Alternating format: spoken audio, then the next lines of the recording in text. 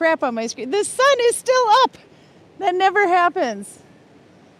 There you can see the mountain view from our deck. But let's just take a minute to appreciate the sun is still over the mountains at this time of day. 7 o'clock. That's pretty impressive. It's just about to set, but anyway, I think that's the first time it's been up while we're on YouTube, so. Ah, look at that. Karin Beam. Watch live now. It says on there. Anyway, stuff to show. But look, it's starting to turn green.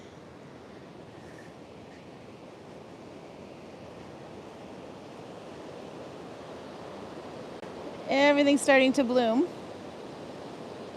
This is quite pretty.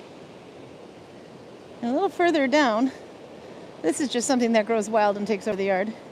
But hopefully the tree that went down, which is part of it is there, didn't take out too much of it. But there's holly around here somewhere. That might actually be some of the holly.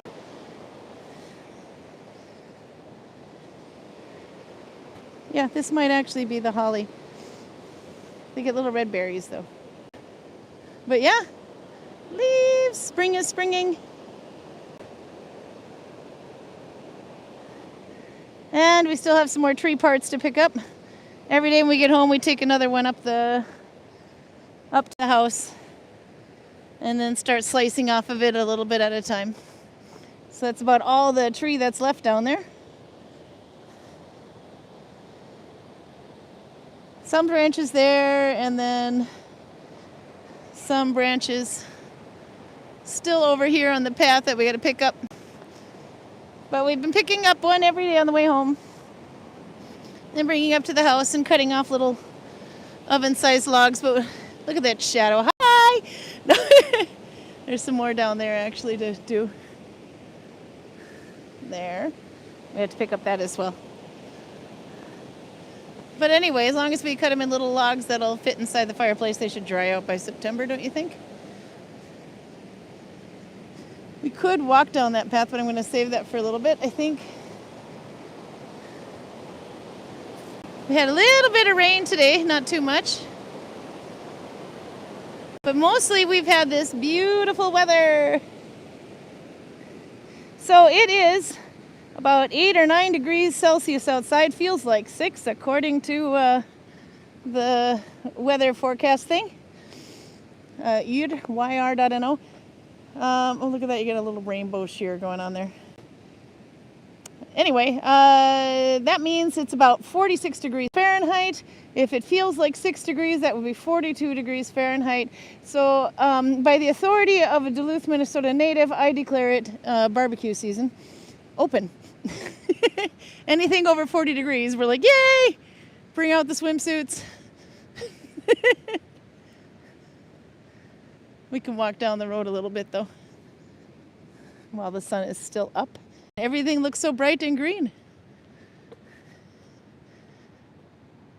See the camp yard across the highway has got their vimpel, what do you call that, a pennant out right now. So I guess they're open for season.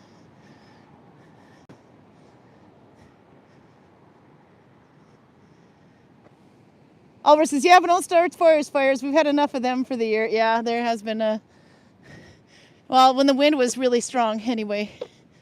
No, I'm not barbecuing today or wearing a swimsuit. Are you kidding me? Sit outside, yeah. Get burned, sunburn, yeah. But definitely not going to stand outside and barbecue in it. The sun is still up. It's kind of wanting to go down. But we'll walk down the road a bit. Now, when it was blowing really badly a couple of weeks ago, or a week and a half ago, maybe 2 weeks ago, then, let's see if I can straighten out my gimbal here. It's a little crooked. That's not when you want to, because it was blowing so hard that if you had a fire, it would blow sparks. So we even cut the fires in the village intentionally. There you can see up there's still a bit of snow. Some of that rock, especially right there, looks extremely bright white. So I kind of want to say there was an avalanche there. I don't know. It almost looks like somebody chalked the mountain. So that looks pretty fresh. Because that's not snow, that's fallen rock. Or rock that fell from there. So we'll look at the river and I'll catch up on Chet. Karl's starting a fire, not necessarily because it's cold, although the house is in the shade. But look, the house has light on it. Actual sunlight. That never happens. 2%, hello. That's a new one. Welcome. Roger says, the winds of Thor are blowing cold. Led Zeppelin. Yeah, okay, there is a bit of a cold breeze. But anyhow, so you can see the water going. But it's really nice. This is really nice weather for this time of year. Oh, I think you can see me up there. No, that's something else. Okay. So let's catch up on chat. Audra's here, +2 and snowing where she's at. Oh my gosh, she's a bit further north than we are though. I thought we didn't get snow. We just got a little bit of drizzle and then that was gone. Audra says, I think Karl needs a good beer, then he won't kill the cute little bear. He's much nicer when he drinks beer, even if it's mango flavored. I told Karl he had permission to get the last beer Zichi. So he might. Torben is here. He says it's 14 and sunny where he is. The bees are buzzing and the kids are enjoying their new trampoline. You know, trampolines are something that we always see rolling down the hill in windy weather. How's yours holding up? He's over in Hardanger or Loftus. No snow, we haven't any snow here. It's all gone. But it's all up there. Prudis says, hi, I'm at an event today, so please excuse me. Lovely weather here in Poland. Watched some battles today, waiting for a piece inside a castle later. She sent me a picture I can show you of a battle on a bridge, which looks quite fun. Albert says over where he's at, lovely weather, but cold winds. They're all in Norway, by the way, because Pruda was in Poland. Torben says, and Daddy gets to write a consumer complaint letter to the producers of Gump Candy. It's going to be a riot. Okay, no, Torben, I definitely want to read that letter. Just because, Torben, if anybody has to write a letter of complaint, you want it to be Torben, because holy shit, that stuff is hilarious. And by the way, are you going to Torben, are you writing a letter of complaint because you sugared up your kids with some candy and you think that Gump needs to take responsibility for that? Just curious. Whoop, there. More river. Plant dying season is open, says Audra. Oh, yeah. Hey, there's my kid, Ashroom. Hi, Alex. Mommy loves you. Congratulations on your new job. See, now the embarrassing part's over. We'll show you your cat in a little bit. Amro is here from Belgium, sunny and quite warm where she's at. Maggie's here from Colorado, beautiful day there and here too. Heidi Lisette is here. I did show Bruna how to measure his son or Heidi's nephew so she can make a sweater for him. Because I thought Ula the son was going to be at Gudvangen today, but change of plans, I guess. Anyway, so I was going to measure him, but then I made sure, I took Karl and I put a measuring tape around him and everything, and I showed Runa, this is how you do it. So hopefully Runa gets it right when he sends you measurements. I said, never pass up the opportunity for a hand-knit sweater by an auntie. I tell you, that kid is going to be so lucky. Alex says, thank you. Finished work a bit ago. Not sure if I'm going to work next week because since I'm busy, laugh out loud. Oh, no. Think of the money. It's show me the money, Alex. You got to do that. And then here's Annetta from Overcast, California. Hey. Okay, so we'll run in the house now that we had to see outside. There's still sun. It's still up. And it's 9? Something like that. I can feel the sunburn. I gotta go in. It's too much.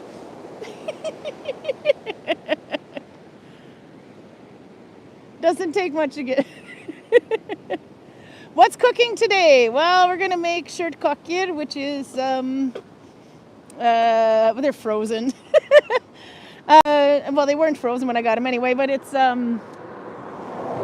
meat patties kind of. But they're bigger. Well, they're like a flattened big ass meatball, but it's flattened. Anyway, we're not making that for YouTube, but we're making it after YouTube. That was some brown sauce and some potatoes and some cucumber.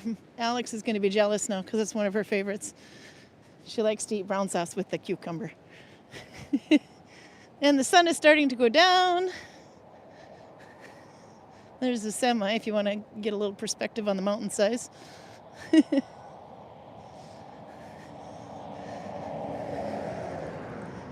Yummy mush! It'll be so good. Yeah. No, but we're not making it on YouTube though. Asman is here. Hi. Yeah, we're having beautiful weather and the sun is still, and now it's going down, but still up anyway. Which I'm excited because that's the first time it's been up for YouTube, especially since we're going later than we used to. Annette says, I forgot to post the guide recipe yesterday, but I'm doing it today. Lapskaus! Oh, let me know how that goes. We need some pictures. For anybody who can pull off lapskaus. It's easy, it's just beef stew. And sometimes it's pork stew, and sometimes it's chicken stew. It's whatever the hell is in the fridge.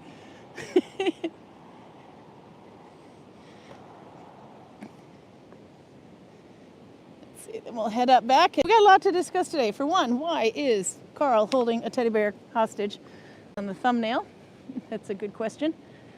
No teddy bears were harmed, or maybe they were for that photo. Audra, she nalbound a whole dress and sent pictures that I'm allowed to show. And then you can guess how much yarn she used, how many grams of yarn. I see there's Karl out on the deck up there.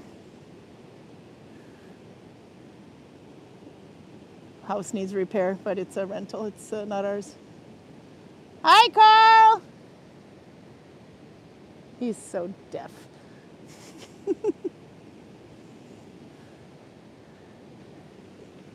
What else do we have to discuss? Albert sent us some pictures to check out. Here, I'll bring Karl a present. A stick. There we go. See what he can make out of it. I grabbed the wrong end. There we go. Present for Karl. Look, Karl, I got you a present. Lots of love. He's so excited. It's for you. You can make a grass skirt out of it or something. This one might even be blooming. I think I see some blooming starting. Ready, Species here? It's for the beaver the butcher, said Audra.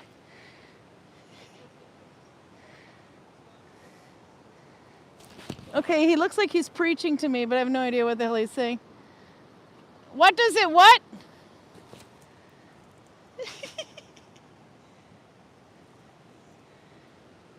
I'm trying to shake my bush at him and he's not laughing. Too bad. Okay. Zoom out again if I can.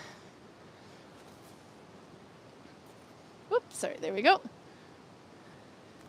Yeah, Annette has an update as well. Annette, I got to show the beautiful picture you sent me. What? You have a story to tell there.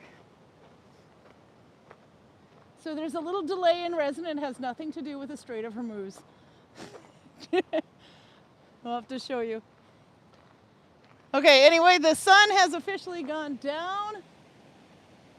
Somewhere over there. So we can go inside. Turn the camera. There we go. Are you ready, Karl? I'm waving my bush at you.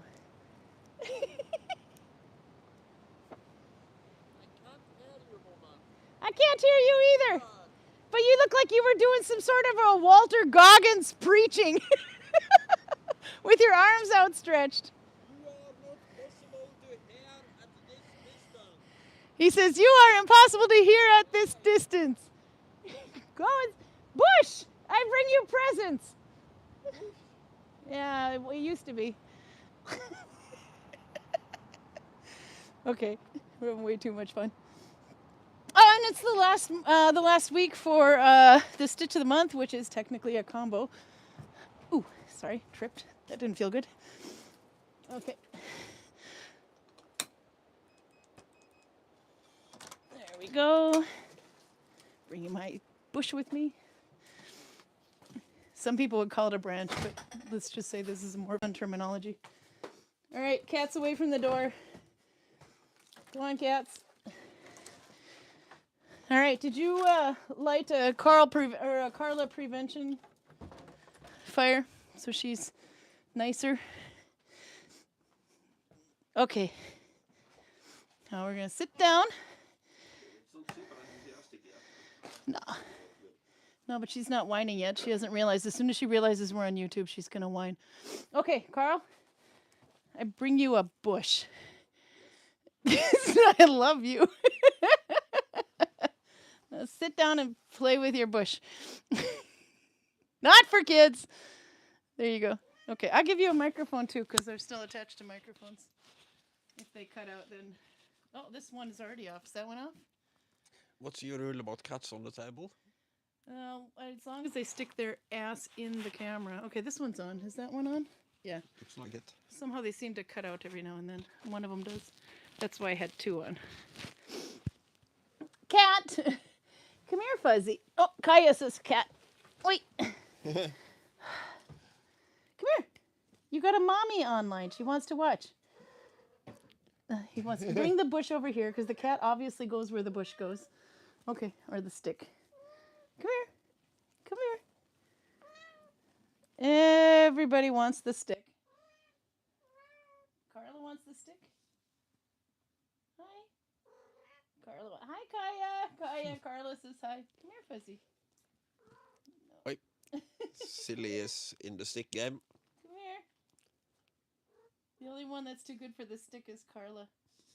She's cuddling the microphone, so I have no idea what that sounds like. Come here. Your mommy wants to see you. Come here, Fuzzy. Say hi to Alex. It's not working. My cat bait isn't working. He's in hunting mode because he sees the stick. Doesn't even want to snuggle right now. No, come here. Doing. And Carla wants. We have two cats. There's one cat right there.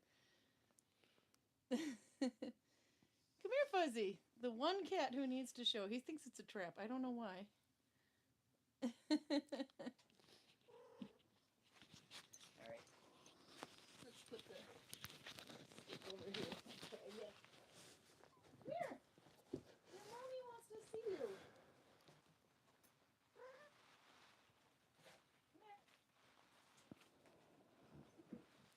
It's like he knows it's a trap.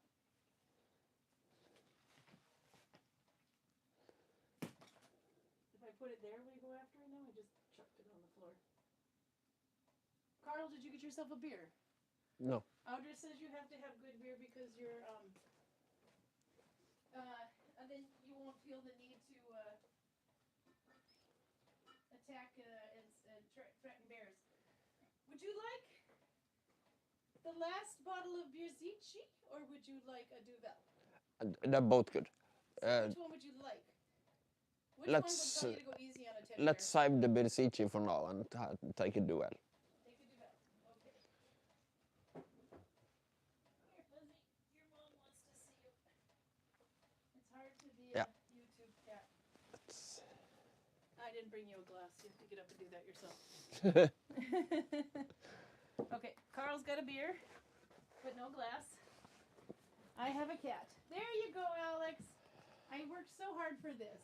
And he doesn't want to stay. Look, say hi. Say hi. Where's your mommy? Say hi, Alex. Congratulations on your new job. Alex is officially... There she says, hi, Fuzzy. No, that's Kaya, but that's close enough. Okay, that was all she wrote. Oh, Alex is making bobas now. And I have... Audrey's here. He says, got some interesting news for you all music nerds. I am going into the studio on Tuesday to record an EP with my band, Aniga V. Okay, you have to link your band if you can, so we can all see. And tell me, how many zombies wrote this music with you, Audrey? I just need to know. Mic is off. Okay, yeah, this one just keeps going out. But we can cut the microphone. We don't really need it right now. So, Do you still have a micro? Can you hear better now? Because we'll just kill the microphones now. Please don't make it Viking charades again. No Viking charades. But it worked last time. So can you hear? Thumbs up. I just killed it, didn't I? That's better. Yeah. No, one of them keeps cutting out. They're getting kind of old, these ones. But it might be the battery's just low. That's why I used 2 of them when I was outside. But we're inside now and in front of the camera, so we don't really need them anymore. All the better to hear Carla with. Just turning this off. No, Adrian made a his new.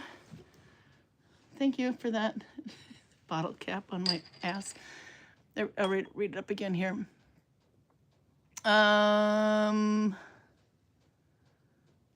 he said, got some interesting news for you all music nerds. I'm going into the studio on Tuesday to record an EP with my band, Aniga V. So, Adrian, I was asking before my mic turned off. Anyway, how many zombies were with you to create this music? Or is it... you have to explain how your music is, and do you have a link where we can listen to it later? So you have to see, yeah, now hopefully, yeah, they see the sound is much better. Everybody's happy. Rod Deesby, holy shit, that's so much louder. Laugh out loud. I'm an American. In Norway, I'm louder than anybody. Okay, I have Audra wine today. I have to take a picture. Turn it this way because she brought me some wine, and I'm deciding this is probably my favorite so far.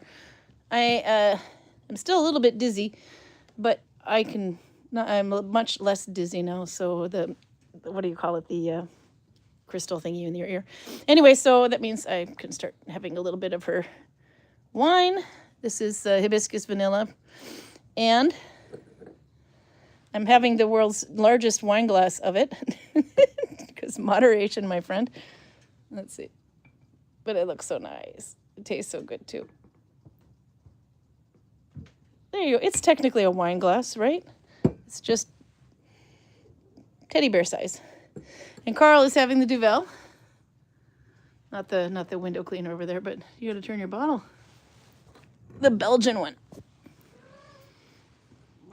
Okay, and then I'll put this down, and then we got some stuff to discuss. Okay, turning this up and away from the bottle. So the needle binding, I can get that done out of the way first if you want.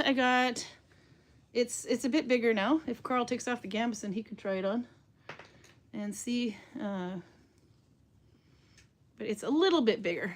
But if I get a cat off the table there, I can show you a bit better. Let's see. Move that. Too much stuff. But it's getting big enough that I need more table space to show it. It's going to have some beer smell on it at this point. There we go. Close up of my nostrils. So it's gotten about that big now. I'm increasing, I think, every 17th. It's still got a little bit, maybe this much to go before I can stop decreasing or increasing. But it's still laying nice and flat. So my increases are doing well. If you didn't know how I made it, you make a chain to go around your head, but make sure it's a little bit big enough so that to compensate any shrinkage. That doesn't sound, I'm sure there's an innuendo in there somewhere. Anyway, but make it a couple of fingers wider than your heads because it will get tighter over the next 3 rows. And then I nalbind it is without increasing, just as tall as I want the neck to be. And then I start increasing. Probably, I think I did every 6th stitch or so I did an increase, but somewhere around 10 to 12 times around. And then you do, if you did like every 6th on the first row, then you do every 7th, every 8th, but you need to check it every time.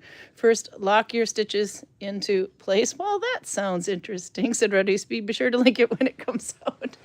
I will, unless he's not talking to me. But okay, anyway, but you do need to lock your links into place. If your last stitches are not completely locked into place, you might find out it's a different size than you think.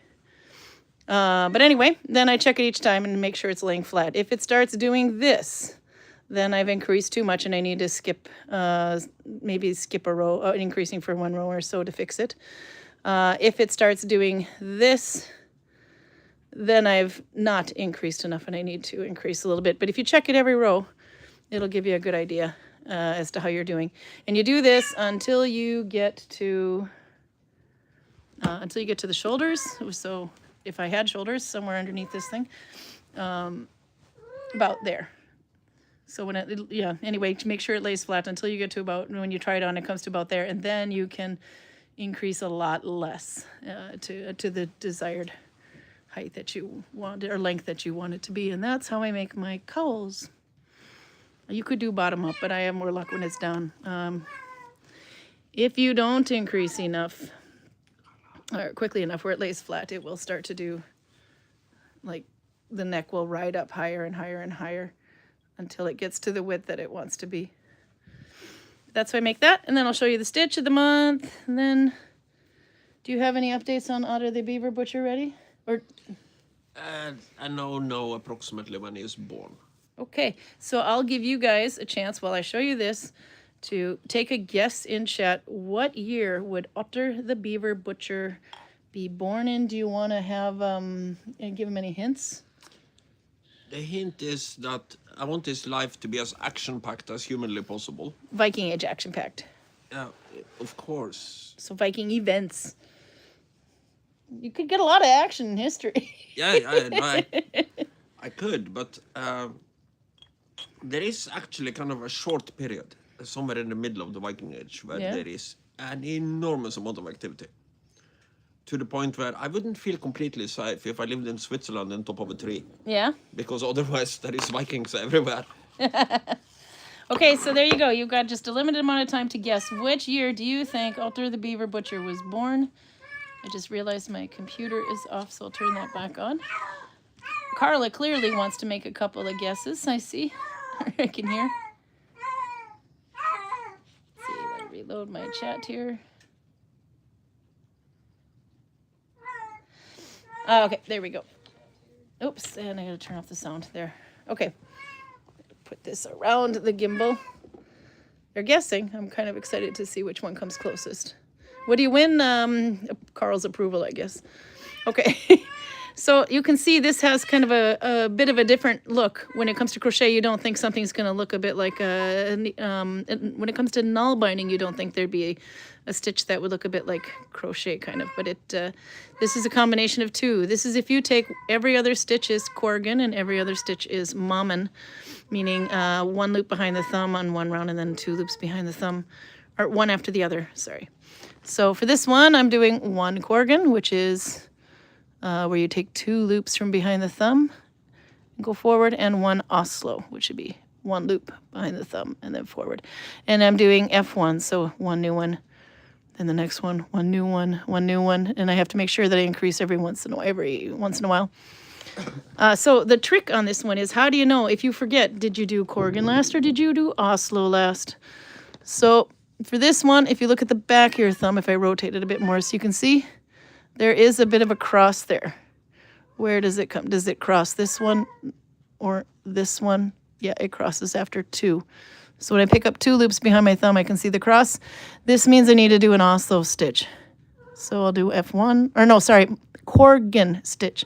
So I do F1, and then I pick up both loops, and then go forward. And under the leader yarn, and pull through in a downward motion so it doesn't pop off my thumb and take a shortcut. I have way too much yarn here. Okay, and take the old one off. Now, when I look behind my thumb, I have 1, 2, 3 loops before I hit that cross one. This means I have to do Oslo, so just one loop behind the thumb. So the trick there would be, if you have 3 loops before that cross, then you're doing an Oslo stitch. If you only have 2 loops, then you're doing Korgen. The difference between Korgen and Mammen is literally whether it's F1 or F2, but F1 is Korgen, F2 is Mammen. I'm doing the whole thing F1. Okay, so there we got 2 before the cross, so I'm doing Korgen. You want to grab your glass there? Sorry, he's putting it too close to my swinging arm. Not a good idea. That's alcohol abuse. Okay, and then 1, 2, 3 before the cross, so this one's going to be Oslo. And that is how we do it. And then next month we'll do a new stitch. I don't know what it's going to be, but I have an idea. It just depends on how evil I want to be. Do you want an easy stitch or a hard stitch? Because the one I'm looking at is kind of a tricky one that I'm thinking of doing. There we go. Anyway, and then see how it's kind of jumped up there? This is what I mean when I say you want to lock your loops into place first before checking so that they lay flat. Cat on the table, he's trying to drink Karl's beer. That's a Viking cat. Anyway, that's the needle binding for today. Okay, so Karl, sit down. We got some guesses for Otter here. Yep. The hard stitch, of course. This is the guy who likes carboning stitch. He's a glutton for punishment. Okay. All right, so PJ says zombies. Oh, yeah, I totally believe there would be some zombies in Audrian's music. The way they sing. Maybe. I'm excited to hear. He likes death metal. Okay. Rodisby says, to Audra, it took me a second to realize what your band name is. Did you figure it out? Aniga V? No. Let's see if I look at it the way it's spelled. Read it backwards. Aniga V. Capital V. Viking something.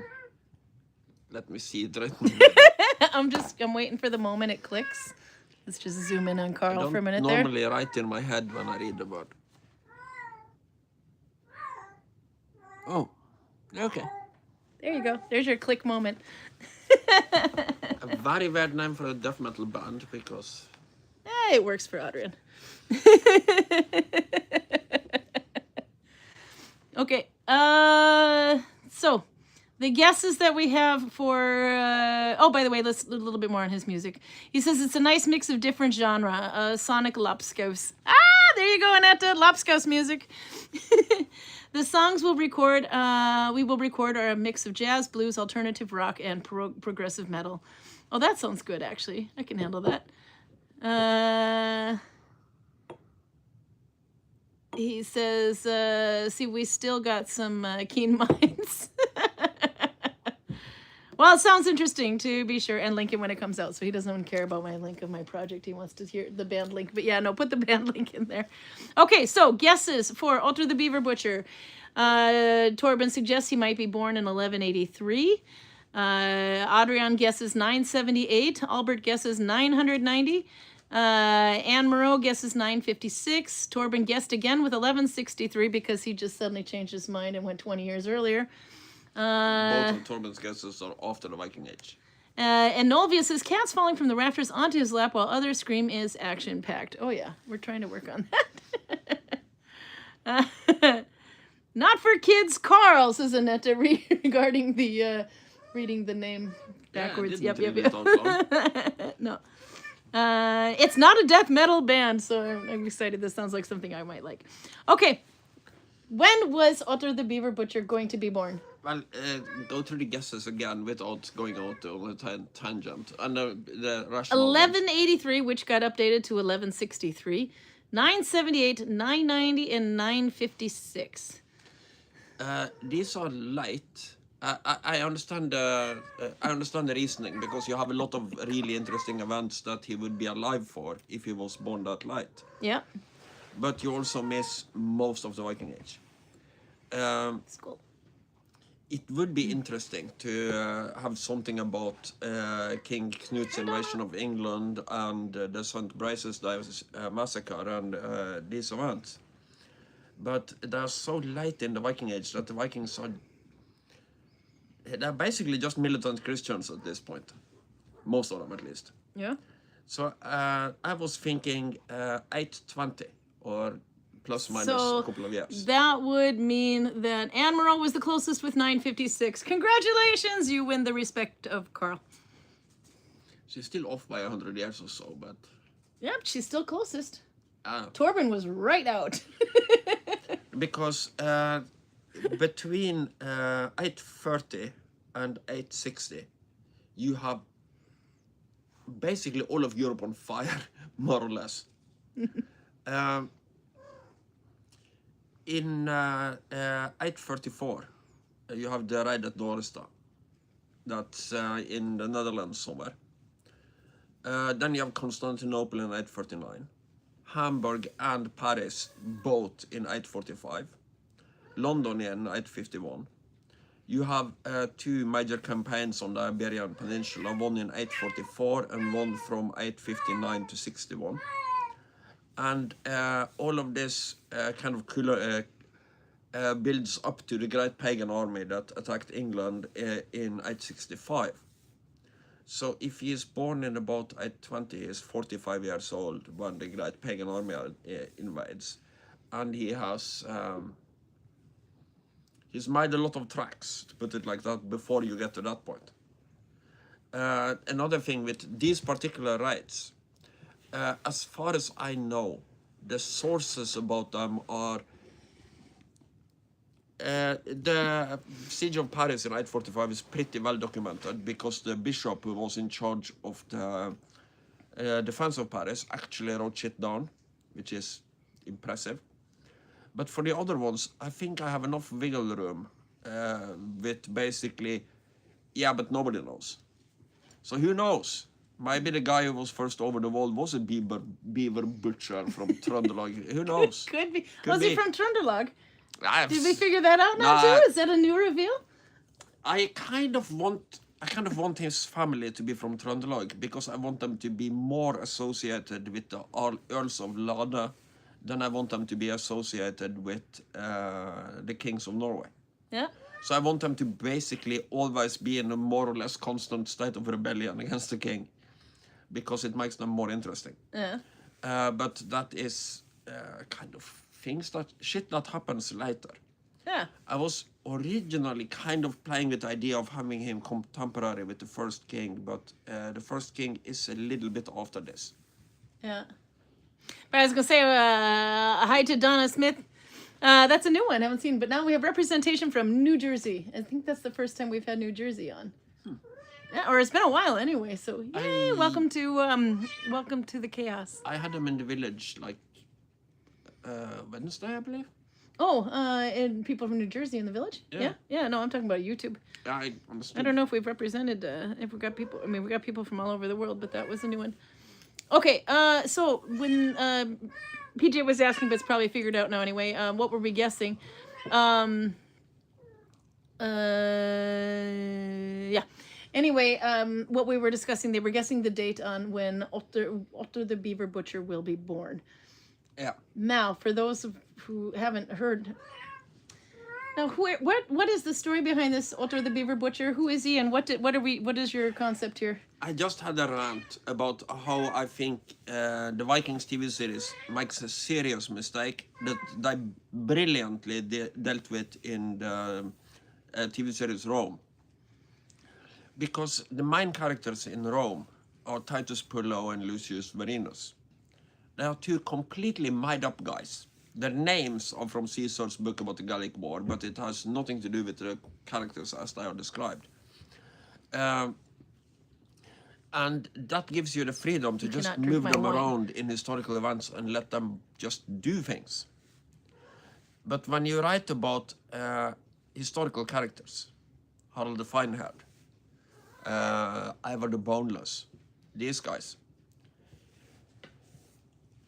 I'm pretty sure if they built hot air balloons and didn't know which way to row their Viking ship, that would be pretty well documented.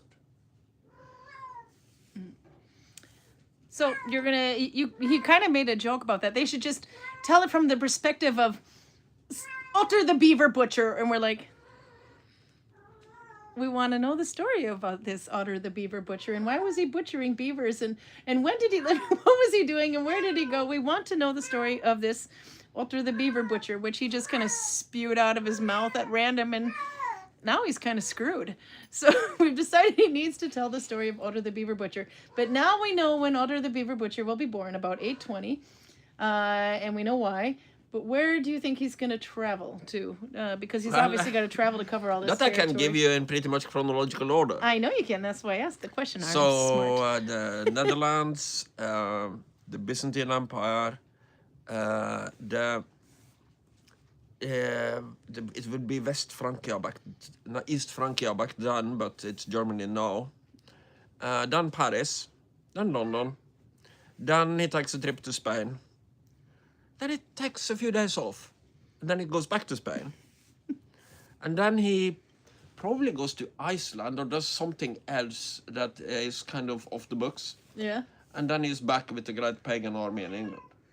How long would it take him to travel to just boat time in the Viking Age? That is very unpredictable because square rigging, as they have on Viking ships. Yeah. If the weather is optimal, they are super fast. Yeah? But they suck horribly at sailing into the wind. Viking ships, yeah. So the thing I've heard is that if you have a Viking ship and you live in Gudvangen and the weather is perfect, you can go to Scotland in 4 days. Wow. But if you have to sail into the wind the whole time, it could take up to a month. Okay. So I used to tell tourists when they ask about this that what you kind of have to do if you have a square-rigged ship is to pack for a long journey and hope for a short one. Adrian's mind went there. Maybe it has something to do with his band name. But Beaver Butcher equals he was a master wooer. Did he have a finely groomed hair and beard? The Vikings like to have double meanings behind names. So Harald Harada, for instance, means both rough ruler and hard to advise.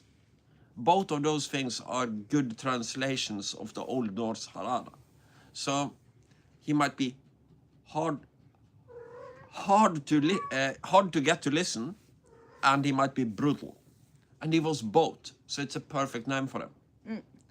I think the Vikings like this kind of double entendres.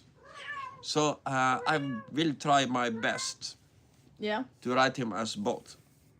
PJ says, I tried Googling, but nothing apparently relevant comes up. Otter the Beaver Butcher exists here. He doesn't exist. He's a fictitious, but I like the idea of it, that you would, if you were to tell the story of the Vikings or something of a time, you would choose to do it through the eyes of an anonymous person. So just to go back to the TV series Rome, you have these two. You really like that one, by the way. You have these two guys who don't really get along. One is a legionary and the other one is a centurion. They're fighting with Caesar in the Gallic War.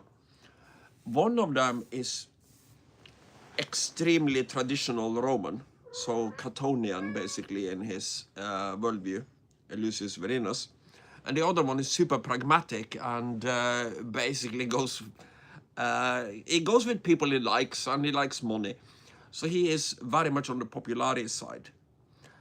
They are friends. They don't agree about anything.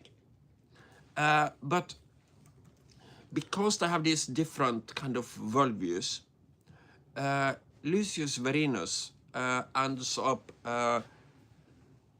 very strongly on first, in theory, the side of the Senate, but basically the side of Caesar.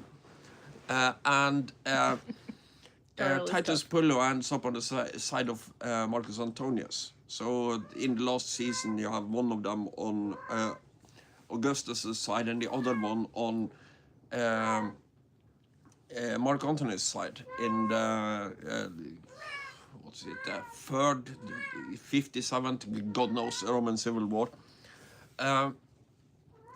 And because these guys are basically free agents that you've made the fuck up, you can basically put them in any situation, you can put them in any historical event, and you can. One thing they do brilliantly in the TV series Rome is they use them to explain what's basically a historical mystery. When Caesar crosses the Rubicon and is coming towards Rome at very high speed, the Senate and Pompey the Great leave Rome to basically start an army in Greece, but they don't take the treasury with them. Why not? Because it's the first thing Caesar does when he comes back to Rome is basically going, hey, the treasury in the temple of Saturn, I believe.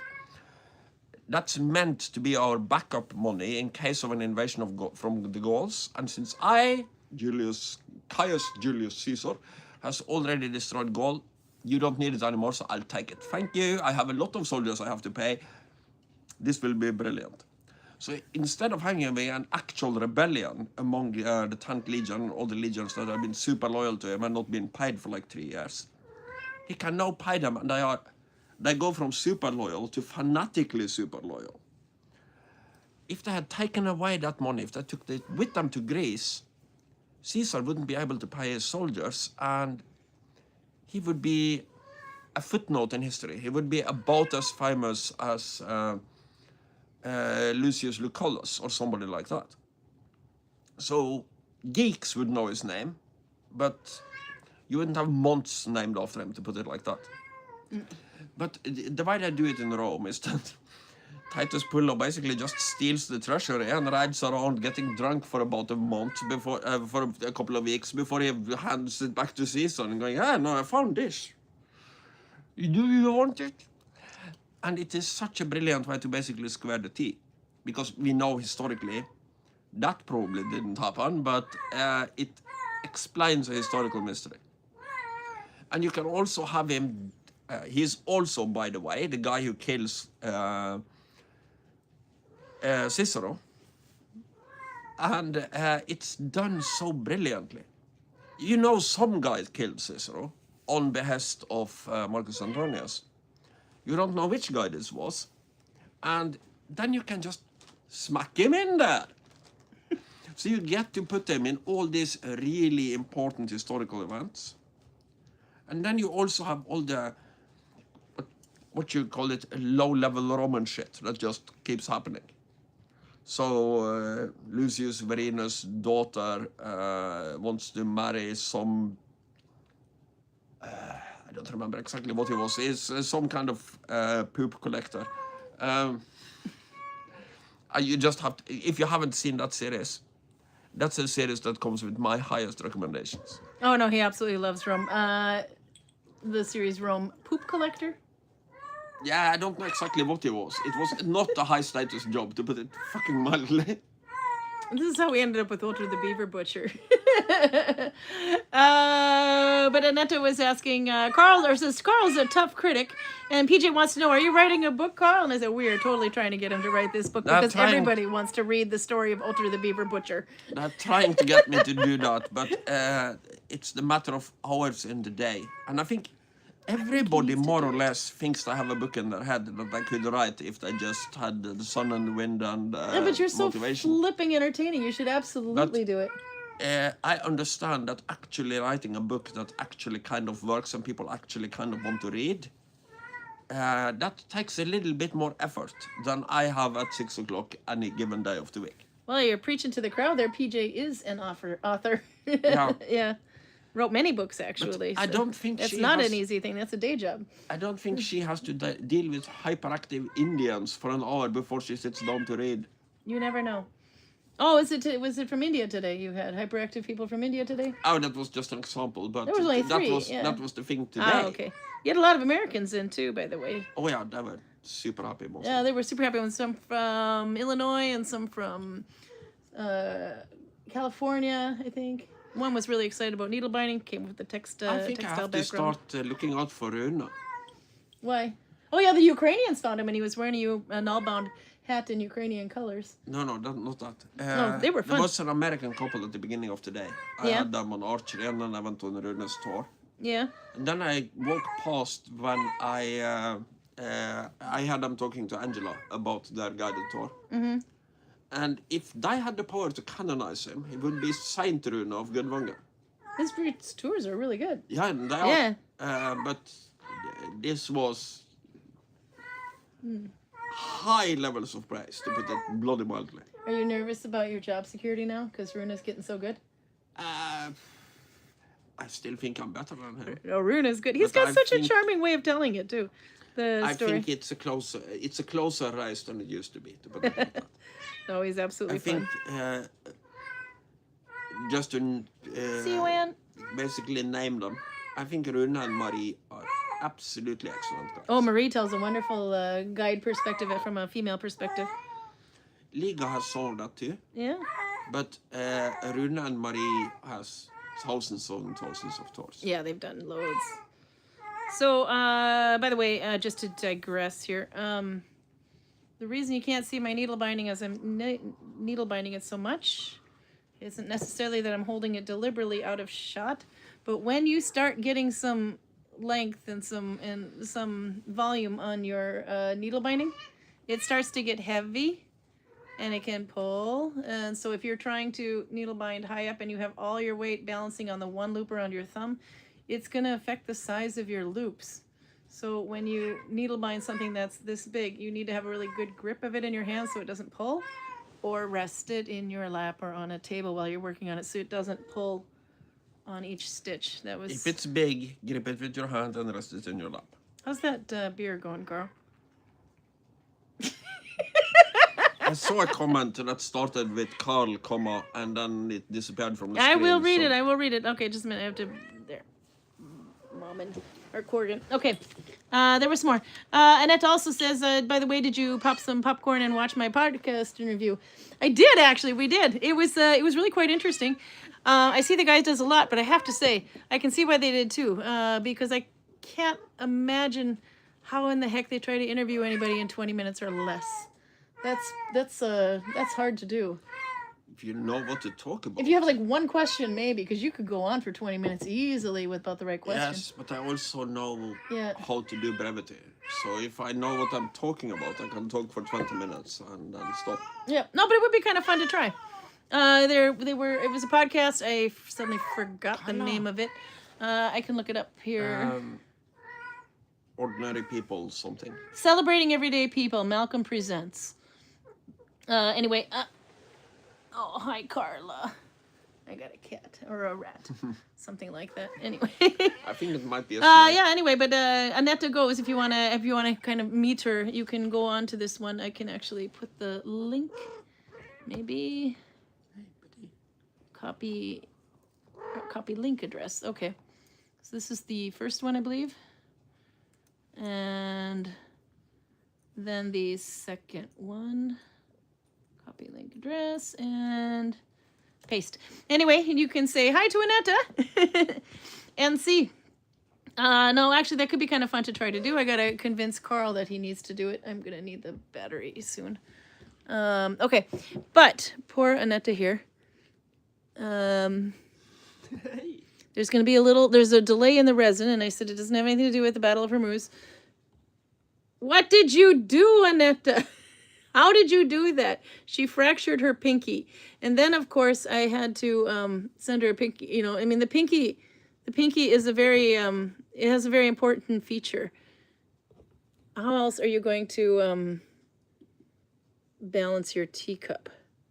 Let's see if I can't play. There we go. There you go. See, pinky's out, people. If you don't have, look at the way that pinky is stuck out so that it will balance the weight of the teacup. If you fracture that pinky, everything's all off. So I totally get that she cannot be doing resin right now because it just would affect the pour. The balance is completely off. She slammed it in the studio door. Not a good idea. No, anyway, so her pinky's out of commission for about 3 to 4 weeks.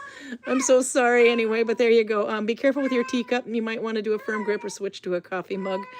But we feel bad for you anyway. Doesn't sound like it, but we really do. I'm so sorry. So, but yes, she was, Annette works with resin, by the way, and you can see some of her creations in the backgrounds on those podcasts. Let's see. Then there's some other things I got to show here too. Oh yeah, give me the cord while we get some. You know where this... I need the... You know where this thing comes from, right? If I don't charge the phone, no one's going to know where that thing comes from. Let's see. Karl's sitting on my cord. Not. Your cord is probably this thing. Yep, so the other end has to be plugged in. I do understand this. No, he doesn't. It's too modern. He's a Viking. We dug him up. Did you put in the top one? It needs a little bit more faster charge than that. If top is this way, this yes. Way. If top is that way, no. No. The beer is tasting good today, huh, Karl? Okay. You have a loose thing that you can turn whatever way you want. So you top, Yes, but clear now the it's top and bottom is kind of charging the meaningless. phone, so we don't just suddenly lose battery here. I think it is at least. Yeah. It usually makes a noise. Oh, there it goes. Now it's charging. Okay. Anyway, so there is a teddy bear. You are holding a teddy bear hostage on our YouTube thumbnail today.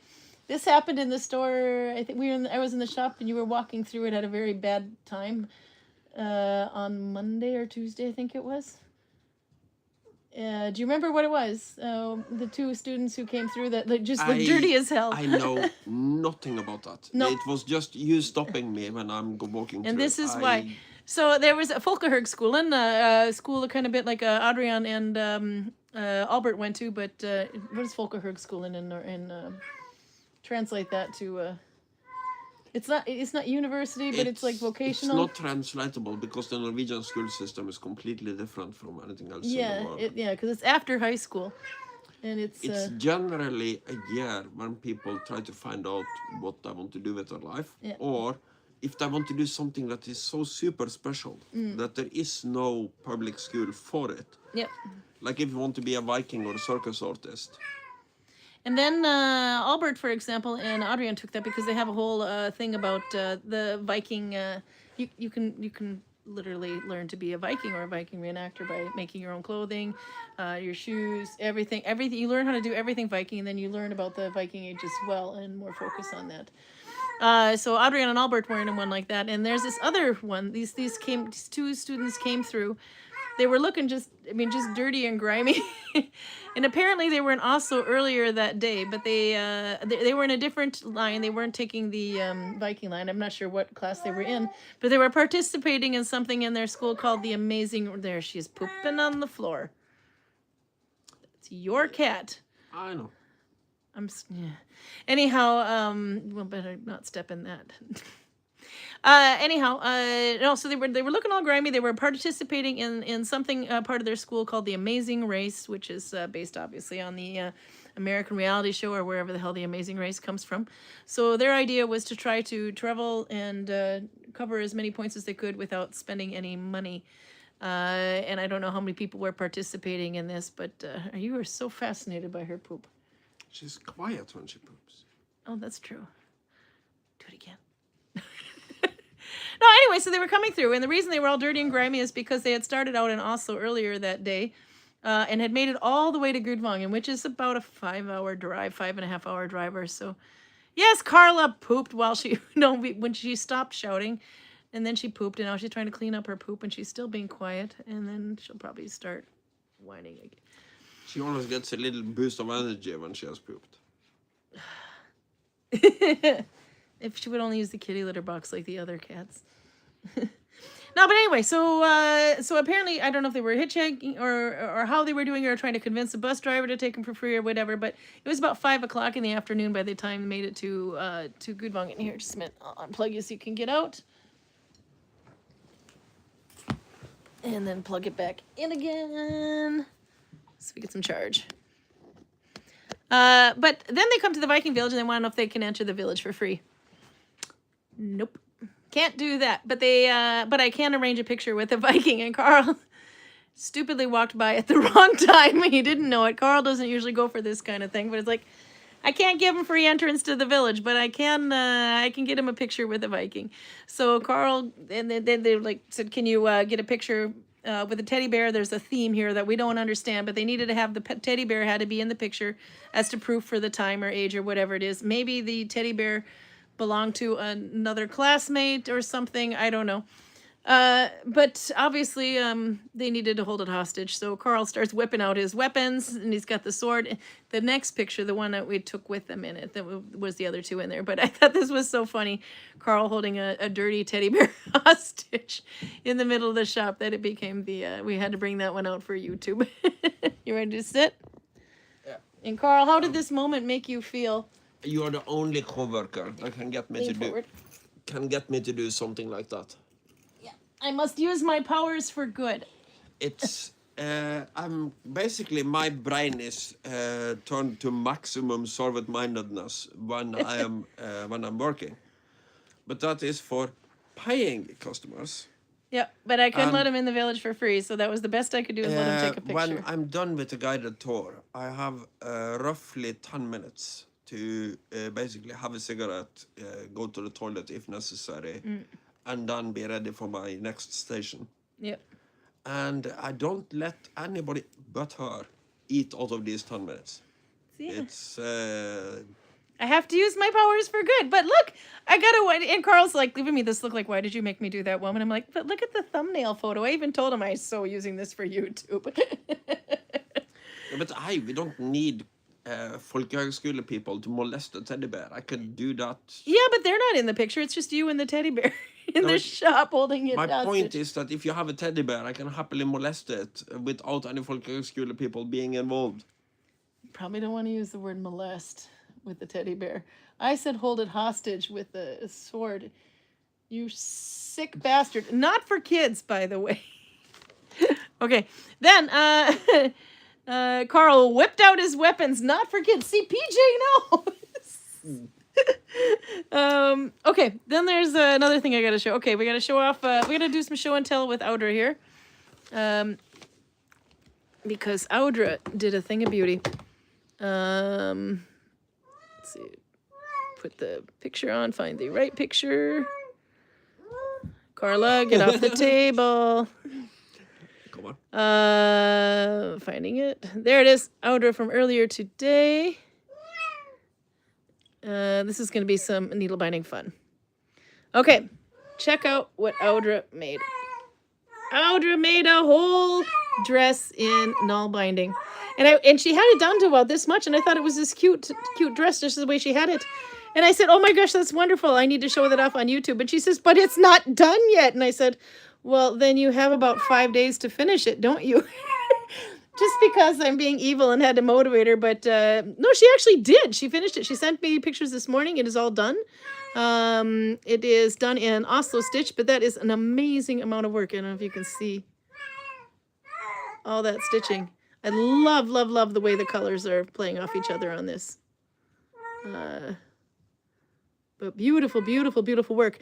Just to get the shaping on a sweater is hard enough, but I also like that she went with a mock neck, a mock turtleneck as well. But just to do the shoulders, the shaping, everything. But she did, she shapes a whole dress, and it's extremely flattering too. I like the way that looks on you. It is for Vilborg, because she made one before with the colors of the month last year. And then she got mad at me when I added silver with gold. I remember that. There should be another picture there. You can see another angle of it. It is absolutely stunning. So here's the thing for you guys that are looking at this now. How many grams of yarn do you think went into this? Or we could do a rough guess as to how many balls of yarn. I guess you could do it that way too. You can kind of work out the math there. How many skeins of wool yarn do you think she used to make this? How many grams are in the ball? 50 grams in a ball. Or in a skein, I should say. Just assuming it's a 50-gram skein anyway. It could be heavy. That is the other thing you gotta be careful too, because this is where people run into a problem when making a sweater. Oh my gosh, Carla. Can't you poop some more? Okay, but anyway, if you are going to make a sweater, a lot of people, they have it fitting the whole way until they're all done with it and they try it back on and suddenly thought that they've gained a ton of weight because it's not fitting anymore. But that's not the case. The weight of the garment pulls on the stitches, and it kind of makes it go inward as you're wearing it. So the fact that she can compensate for that so beautifully, not once but twice, because she's done this before and she's going to start a third one now. Woman is crazy. But that is really tricky to do. I mean, she's even got this nice drape in there and everything though. But it's hard to do. But yeah, it'll be heavy, but oh my God, that thing is going to be so nice and toasty. It must be. She's walking around barefoot for cripe's sake with wet hair and it's snowing where she is. So there you go. Chainmails does the same thing when you put them on. It kind of squeezes inward like a Chinese finger torture thing. Yeah. Yeah. Finger cuffs, I think they call them. If you have a curvy girl in a frumpy t-shirt and you put a chainmail on her, she is super curvy again. But she's wearing chainmail. Yeah. Okay, so, and then she said she was going to do a third dress. I was showing, oh yeah, we can show you a little bit. I was saying, my God, and it took me 2 years just to make the blacksmith sweater. I said, this is probably the only one I've actually even come close to competing with that. For some reason, when I made this sweater, I was on a mission from God. This is a kid, by the way, so this is nothing. Can you imagine trying to make it for a full-blown, for a woman anyway, an adult, a full-grown adult anyway, but this is, 7-year-old kid at the time, I think, maybe 8.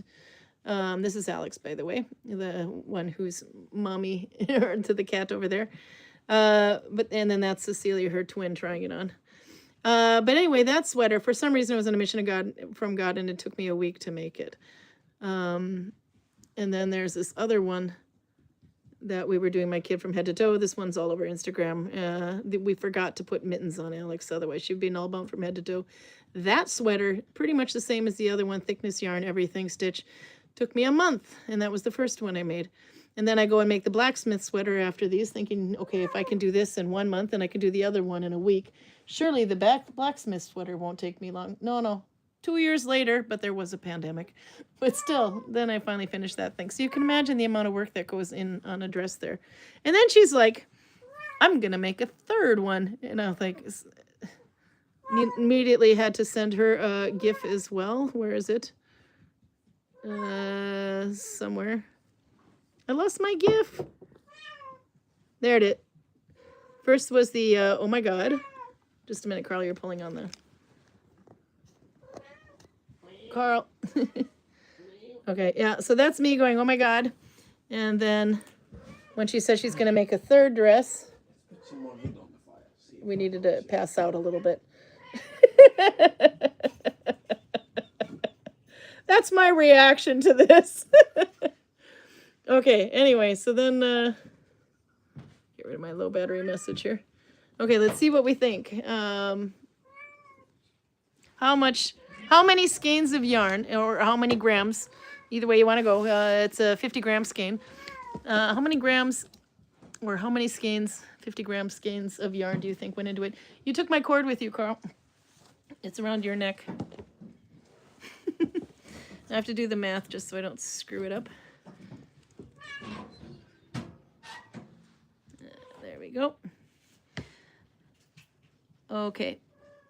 Now let's see what the guesses are. Torben's guessing it's 50 skeins, which would be, or 50 skeins, that would be what, 2,500 grams? 2,500, yeah.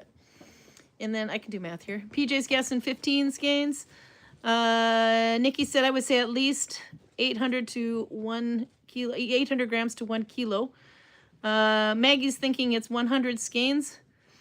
Annette says, I should make you some earrings to go with that when I get back to the studio. I am on it. Annette is going to be kept busy. Okay, and Isils Atari. No, Isils Atari. Anyway, nice name, by the way, and hello. She's guessing, they're guessing 1,200 grams. Radisby's guessing 1.7 kilo. I would say if I guess on the amount of yarn that it took me to make a sweater, the blacksmith sweater, that was about 1 kilo. So I'm impressed at how she did this. Okay, but I will reveal the answer. She says it is I just double check that I got it right, that I'm remembering correctly. Let's see. We're doing so much testing today. She said the dress weighs 1 kilo and 100 grams, so 1,100 grams. That would work out to be 22 50-gram skeins of yarn. So for the ones that, there you know how you did. 22 anyway. I know, Carla, Jesus. Carla, come here. Come here. Come here. I brought you a stick. Can you not play with the stick I got you? Come here. There you go. Can you please be quiet? Take your claws out of my couch and just be quiet. Nice cat. She's so tiny. She's so tiny and she makes so much noise. And then there she goes. She's probably looking for Karl. Stay here and pet and be nice. But yeah, if you had guessed 22 skeins of yarn, I would say PJ was pretty close with 15. Nikki was pretty close with 800 to 1 kilo. Maggie and Torben were a little too far gone. Actually, no, I would say Isil's RT76 probably was the closest with 1,200 grams, I would say. It's a toss between that one and Nikki, who said also up to a kilo. But yeah, 1,100 grams it would be. So if it's 1 kilo, 100 grams, for the weight of the whole entire dress, that would be the amount of wool that went into it. That is really impressive, considering I put 1 kilo in the blacksmith sweater. She did really well there. Yeah, you were both very, very close. Oh, now she's being nice. She says, I've not been on for ages. Used to show up as Victoria Shara. Ah, okay. I recognize that name now. Welcome back. Anyway, beautiful work, Audra. So huge, huge, huge shout out to you. I do not feel like making a dress at any time soon. That's a lot of work. But holy crap, she's going to be nice and toasty. And that one is for Vilborg, by the way. If you watched about a month ago at Easter, earlier this month, the first Sunday or whatever, or the first Saturday in April, then you'll see both Audra and Vilborg. They were here in the Viking village, and they made all this wonderful food and stuff and brought me wine and, oh, chocolate. They brought me chocolate. I might have to share with Karl, but I'll make him bring one off the counter so we can try that. I was going off of hand spun. Oslo is less wool. Your blacksmith looks thicker. The blacksmith is the sweater. Boy, I gotta find a picture of that and I can show you what it looks like. I don't know if I have a full picture of it. Oh, maybe it's on. Stop attacking my. As long as she's quiet. Okay, we'll see. Karl, come here and pet your pussy. I said to play with your... Not for kids. Okay, I'm looking up the blacksmith sweater. It might be on Ravelry. Let's see. This was something I was working on COVID. It did actually get COVID interruptus because it's not for me. It's not for my kids. I had to have somebody trying it on every 5 seconds. Okay, you got to plug it right back in again though, okay? Here, don't sit on her. Don't break the cat, just... Karl, bring Vaseline, says Torben.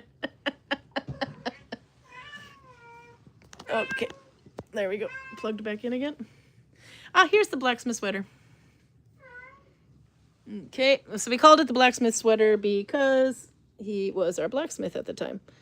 But you can see he's folded up the sleeves under, he tucked them under, and he tucked the length under because he wanted to be extra long.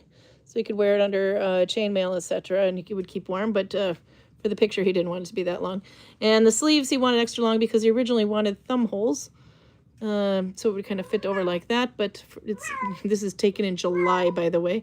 So it's probably too hot for that. And the neck is extra high. He did want to have a zipper put in there, but he changed his mind when he realized he just wanted the damn sweater. I don't know if I have the full length. No, that's still folded up. But this is, there he's being goofy. This was the episode we had it on, week 63. I think you can see it. And then here's in some process photos. There you can see the full length of it. His hair's grown a lot since then. But this is I think just when you guys were finally allowed to come out of the house after COVID, or the lockdown. And come in, but you can see there how long it is originally. He wanted to have a split on the side there too, but we didn't put that in. But this is kind of an idea as to how it gets made. So you make it, if you're making like I do, you go from the bottom up, and I think Audra worked hers top down. I don't get a very good fit here when I do top down, but oops, don't pull on the cord. Okay, but anyway, if I put this down here, let's try this again. There we go, maybe this one. Okay, so you can see that the light color is here. Each one of these represents a skein of yarn. These color shifts. This is just some stuff that was plant dyed and hanging for demo and just hanging in the village, so it was windblown and everything. But it actually has held up pretty well. But that means when I got to this row here, this is where it was long as we wanted it, and now we're under his armpits. So to make it to go over the shoulder, you make like a strap that goes straight up and over to the other side, and then you decrease here, and an opposite side as well, up to the neck. Then we added the neck, had to make sure it fit over his head. It did barely fit over his head. There you can see the decreases. One thing about needle binding, which does not work the same as crochet. Crochet and knitting are probably a bit more perfect on this. But with needle binding, one angle will be like this, whereas the other angle will be like that. I had to kind of fight it and adjust, so my angles actually, my increases are kind of shifted a bit every now and then to try to keep it as correct as possible. I found this out on the first sweater. It's due to the angle in the stitches, though. So one angle might go like that, while another one goes straight up. But you can compensate if you keep an eye on it. Yeah, Audra, you should definitely show how you're doing it next time in the village, because she does hers differently than mine. For some reason, when I tried to make one top down, it would get too wavy here, and where I thought I had my armpits ended up being somewhere around the boobs, and it wasn't pretty, so I make them this way from now on. But then when you see, now you see that line there, that skein of yarn there, but when you see the sweater is completely done, let's see, it shifts down to here. It can kind of move down a bit. And then when I'm done, then with that part, then I put the sleeve and work it down, because it could start up here, but it will move down to about here by the time the neck is done. So that's why I do the sleeves later, so we know how the length will be. But anyway, awesome work, Audra, because I'm even sure I'm going to do this again. I mean, Karl's a skinny guy, and he still doesn't have a sweater. But there you go. One more last show. Look how pretty! Beautiful, beautiful work, Audra. Thank you for letting me show pictures of this. I still can't believe you got that done. I was making a joke saying, you have to finish it. Okay. Oh, then we got something to show from Albert here, too, before we get too far away. Albert has some purchases that are a little bit up Karl's alley. Okay.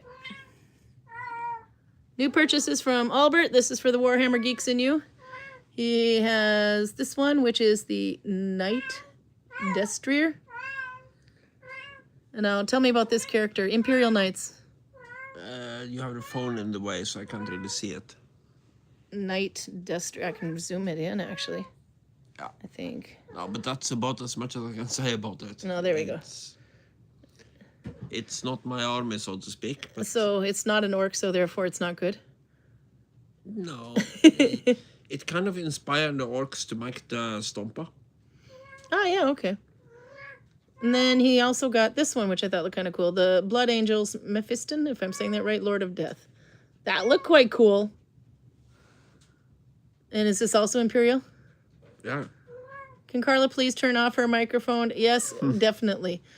No microphone for you, Carla. He also had another fun thing he found. Have we had... I know there's a Chin Earl. Kinn, this one here. Up there you see... Oh, sorry if I zoom. But with devil's horns. But this is not devil's horn. This is like a Krampus kind of thing. Oh, no, it's still the devil. It's just another name for him. Okay. The one I usually have is Bøvel. So it's very close to Duel in taste, but it comes in a much larger bottle. It's 9% too, says Albert, by the way. This is extra strong stout, and it's called Tietjen. And what does that mean? And I probably said it wrong. Djävul. The devil. Oh, okay. Satan. How do you pronounce that? How I pronounce the devil? No, how do you pronounce this one? I probably said it wrong when I said Tietjen. I did say it right. Ah, go me and my foreign ways. I have told this story on YouTube before, but there is a reason why people in the west of Norway call Djävulen Tietjen. Yeah. And this goes back to the Danish astronomer Tycho Brahe. Yeah. Because I don't remember the names of the games here, but Tycho Brahe discovered something that basically proved Plato wrong. He do you know about the phenomenon of parallax? So if I have something close to my eyes and I move my head back and forth, the thing I'm looking at moves more in relation to the background than if it is far away. And in Tycho Brahe's lifetime, there was a supernova. And Plato had said that the stars are unchangeable. They will never change. They are the same all the time. So if you see something that changes, it's not a star, it is something closer, like a comet or a planet in our solar system. But Tycho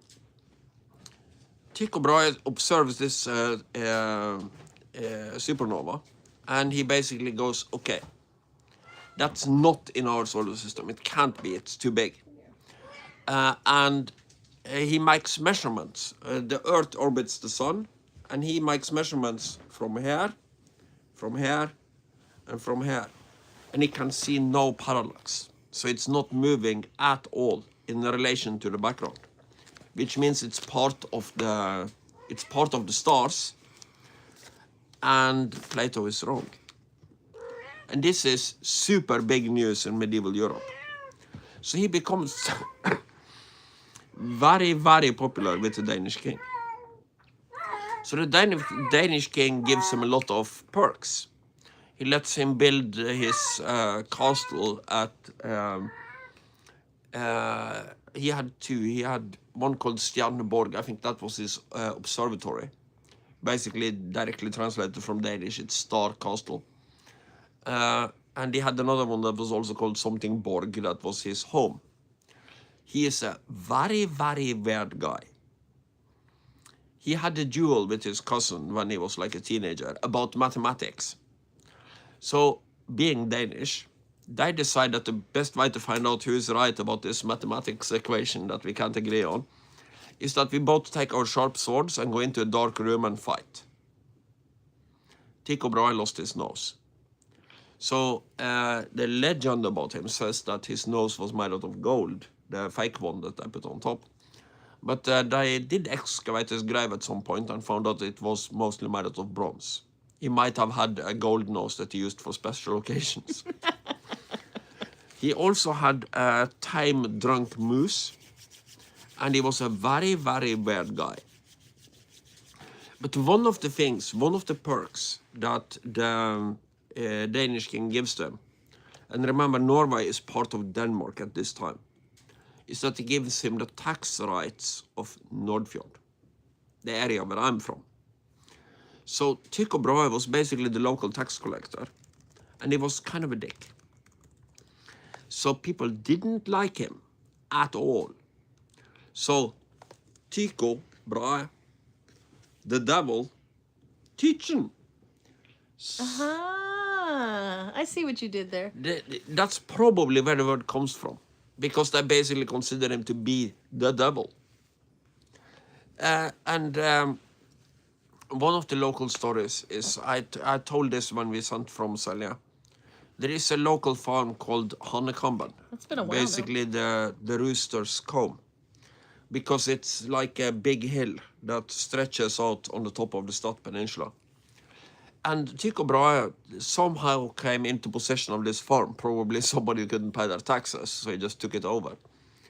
And he has this servant guy that, for some reason, Tycho Brahe thinks that this guy would be a good representative for the upper class. So I'll give him this land, so he becomes a landholder and, can vote. But Tycho Brahe's servant is a lot smarter than Tycho Brahe. So what he does is that he takes this entire farm and divides it into tiny little parcels. And then he sells lands to all of his friends. So not only does he have the right to vote, he also has a voter base big enough to get him elected into the Danish parliament. Holy crap. Because a fuckload of servants know landowners, I can vote for him. But yeah, no, that's the Tycho Brahe story. That's the Tycho Brahe story. The man also died because he didn't go to the toilet, by the way. Okay. He had to poop too much, or? No, he had to pee. He had to pee? He really, really had to pee. Because he had a very good relationship to this Danish king, and possibly a way too good relationship to the Danish queen at the time. So when he dies and the next Danish king takes over, he really doesn't like Tycho Brahe. Because, well, the American term motherfucker would cover it pretty well. Not for kids! So as soon as he takes over, Tycho Brahe understands that, okay, I'm fucked in Denmark, I have to go. So he moves to Prague, and the Danish king now is a little bit annoyed because he can't murder him, which was what he was hoping to do. So what he does instead is that he goes to his two castles and he just tells the farmers nearby that, hey, Do you need stone for any kind of building projects? Remember, we live in Denmark. There are no quarries here. It's flat as a pancake. He has stones. Feel free to take them. There will be no problems. So both Stjerneborg and the other one is completely ribbed of stones. And Danish farms, in a wide area around it, is built out of these stones that were originally probably stolen from Sailing Closter to begin with. But he goes off to Prague, and he becomes pretty popular at the court there. I don't remember which king it is, but he is at dinner with the king, and the king shows up late, and then he stays for a very long time, and it's considered unpolite to leave the dinner while the king is still there. And this guy really, really has to pee, and he just sits there until his bladder explodes. Jeez. I mean, he didn't think about going pee before he got there? He's Danish. How much do you expect? The Norwegians and the Danes. It's like the Packers versus the Vikings. It's not meant to get along. By the way, I just realized we hadn't had Audra chocolate in a while, so I brought one because now I really want one, and I've been saving these for YouTube. An exercise in restraint, basically. There you go. So this is one of the chocolates that Audra brought us at Easter time. This one, it's Lithuanian chocolate, by the way. It says, excellent since 1952. Before 1952, it wasn't excellent, but it is now. It still is. No. It's a dark chocolate with whole hazelnuts. So we can try this one. And dark hazelnut. Let's see if the backside, how much we can understand.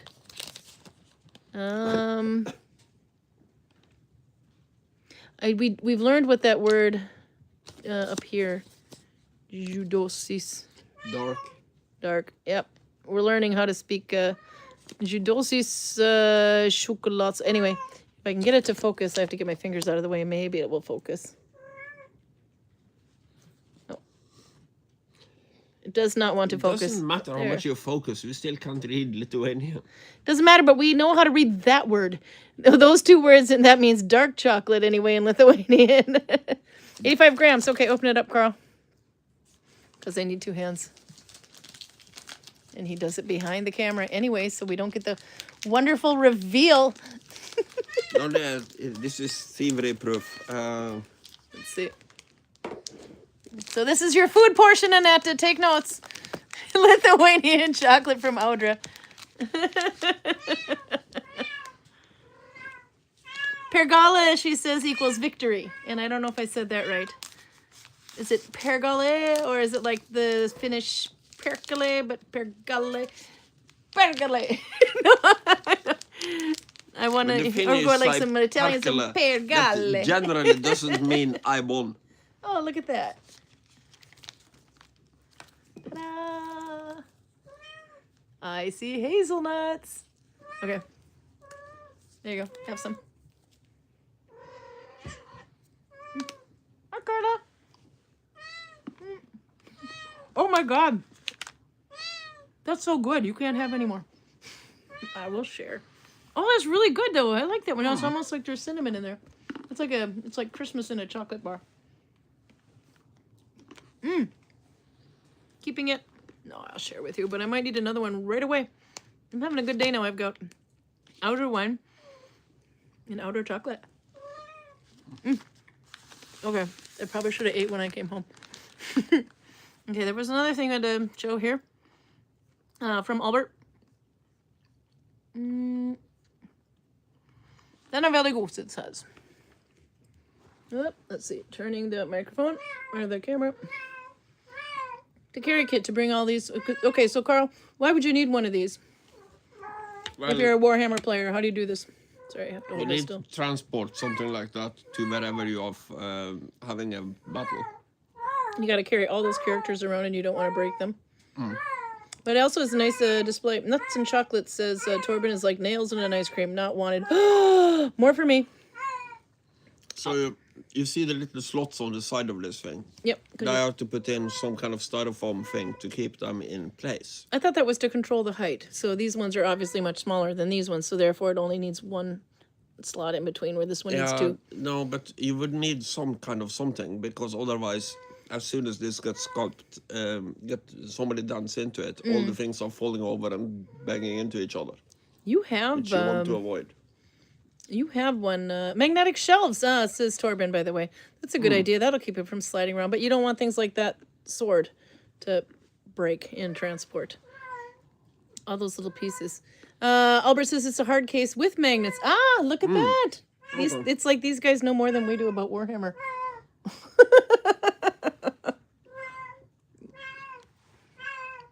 Are you feeling plussed by that? They know more than you? Oops, No, I'm focusing on me. I'm trying to focus on him. But I kind of consciously, I'm an orc guy, so I don't really need the magnets for anything. Let's see, turning and turning. And Hallgrim, who is Hallgrim? He's a half orc, but that has nothing to do with the price of eggs. Okay, but how would Hallgrim say that? This is for Torben. I have nothing to do with the price of eggs. That's not chocolate in his mouth. That's orcish. Where did you buy yours, Albert? Hallgrim! See, Torben's excited now.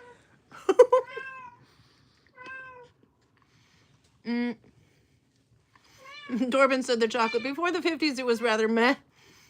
No, it's really good. Torben says I've got one of those backpacks. It's a hard case with magnets, yeah. No chocolate bars before dinner.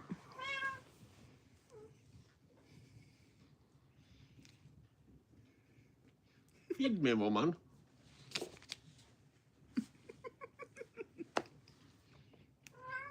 But it's so good, and I got wine too. My teeny tiny little wine glass, so I don't overdo it, because I'm actually allergic to. If it's the homemade stuff, I seem to be doing okay, but something about store-bought, I have an allergic reaction. Albert said he got it in 1379 PLN, which is about 3,550 kroner. So Poland, I'm assuming. Let's see, Warhammer carry case. So I can see if I can find the one that Karl has. This one, I believe. Yeah, this is what you have. What? Only necessary cookies. Okay. And then we turn it again. This is the one that Karl has. I'm just on Game Zone. Any random. This one's 1464, but I'm assuming... But yours aren't magnet. Yours has to be filled with foam. Yeah. I wonder if I can zoom. Yeah, here we go. So, and then can I go to the next picture? Yeah, there's, you got all those foams. But you can't actually pull these out and make them fit. Yeah, farmers' governmental support account money is not an issue, says Torben. I thought you were blaming on your kids. But this is the one Karl has anyway, and you can put like a strap on there to carry it. That's right, I said strap on. I don't know if this will play. Video is unavailable. There is no video of your carrying case. Anyway, but that's the one that Karl has, but he hasn't even used it yet, and we've had it for, what, 2 years? It's time to start gaming, Karl. Used it once. You used it once? By the way, Nolvia was pointing out the hair art on the wall behind me that's made with human hair. I don't know how zoomed I can get in there. But it's basically hair that's kind of wrapped around a wire and twisted. The wire becomes twisted to make those loops. Anyway, she was, oops, massive zoom. She sent a little video, says it reminds me of this. And I have to open this up when I get back. But this is 1,000 years old. This is, but look at the hair on that thing. I mean, that, I'm pretty sure that's not 1,000 years old. The one that we have, the one that I have is probably the last, up about 4 generations back at the oldest in here. But anyway, so I'm kind of curious what this is, so I can put the link in there and we can see what you guys think. And if you think so too, we'll have to watch it after. Karl's on my cord. There we go. And then, I don't know if I have any more show and tell today, but you guys are really good at providing show and tell for me. We've had lots of fun stuff to talk about too, which was quite cool. And it was nice to see what everybody else is up to as well, by the way. Copy link address. There we go. Nolvia's find. Oops, I spelled her name wrong. Nolvia's find. There. But about 7,000 subjects ago, I saw a comment that started with Karl, comma, Karl, come on. and I don't know what it is because I didn't get time to read it. Just a minute. The chocolate went on the floor and we do not want the cat to have that. I found the wrapper, but I think it went behind it. Nope, it's between your legs. That's where the good stuff is. That's not what she said.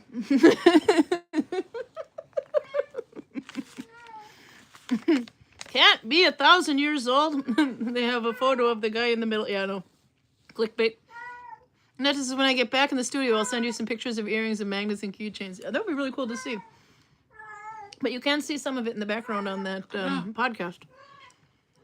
Somewhere a million years ago, there was a comment where he said about Karl, but Karl, bring Vaseline.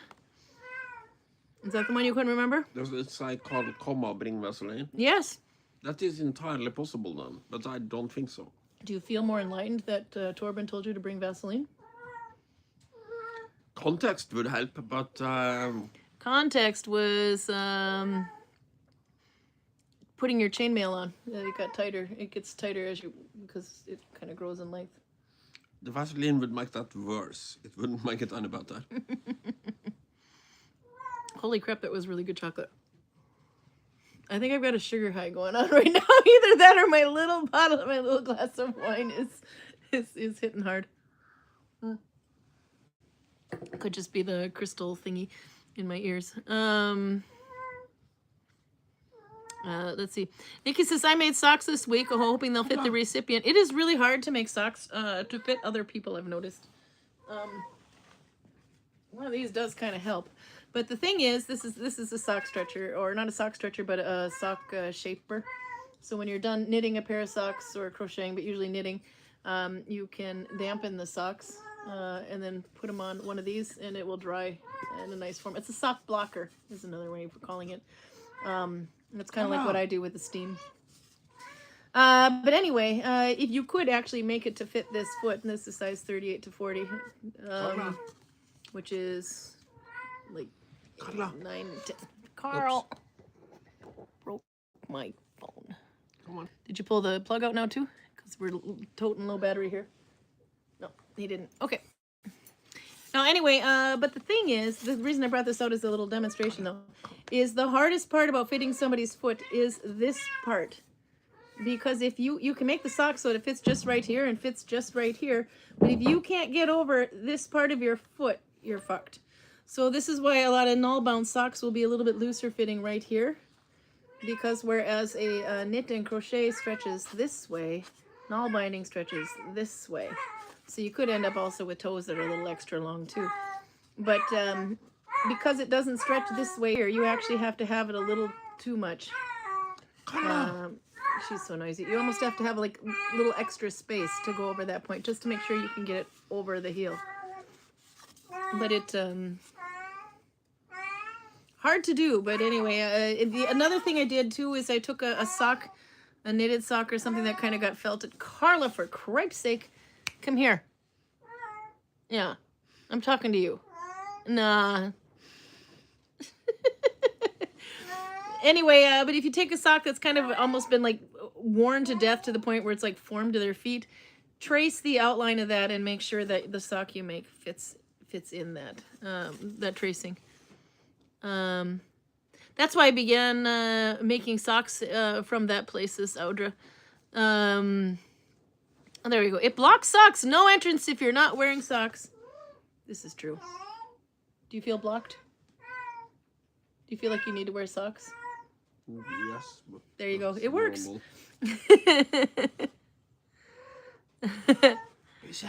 No, Karin shouted. Karl, come and pet your pussy. I did say that.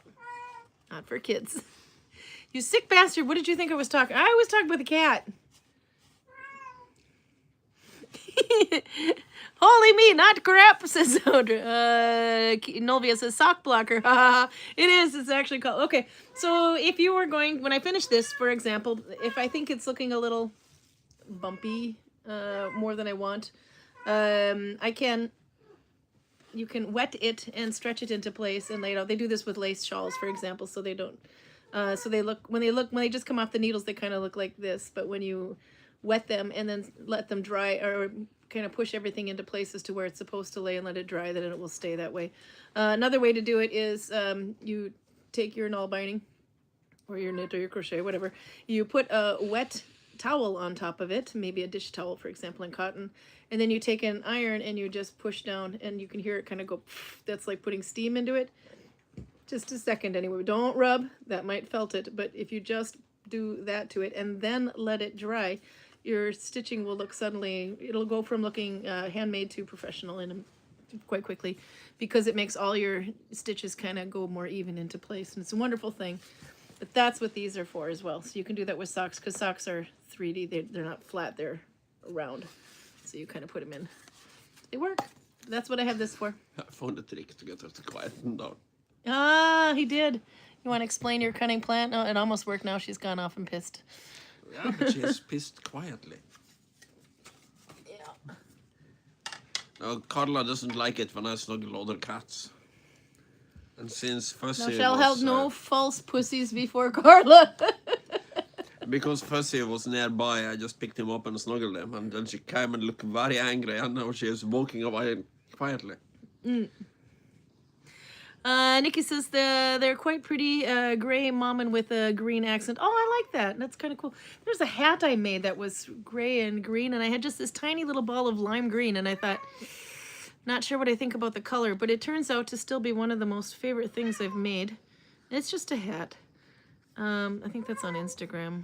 I haven't been able to put anything on Instagram in a long time. It doesn't like the phone. That means it's probably on Ravelry as well. There's so much I have not posted. Let's see if I can find it. I loved this hat though, and it was one of the early experimental phases of spiraling when I was learning how to do spirals. It was one of the earlier ones, and I thought, what happens if I have two of the same color spiraling around and then just swap out a color in there for a little bit and then just not, and then continue with the gray so that it looks like a disconnected string. Here it is. And that's what I did. I love this hat. I don't know why. It was also one of the first things I ever made with Finish 2+2. But this is one of my favorite hats. It's got a little slight nipple on the top there. It was supposed to have more nipple than that, but it turns out, I think, yes, not for kids. It's just the right amount of nipple. But this is all that green yarn I had. That was it. That was the whole entire little ball I had of it, but I really like the way it turns out in this hat. This hat sold actually really quickly. I kind of regret I wish I would have kept it for myself, but it looks so nice. It was such nice fabric too with the Finish 2+2. But that was it was a 2019 work in progress challenge. Here I have to read in my little comments here.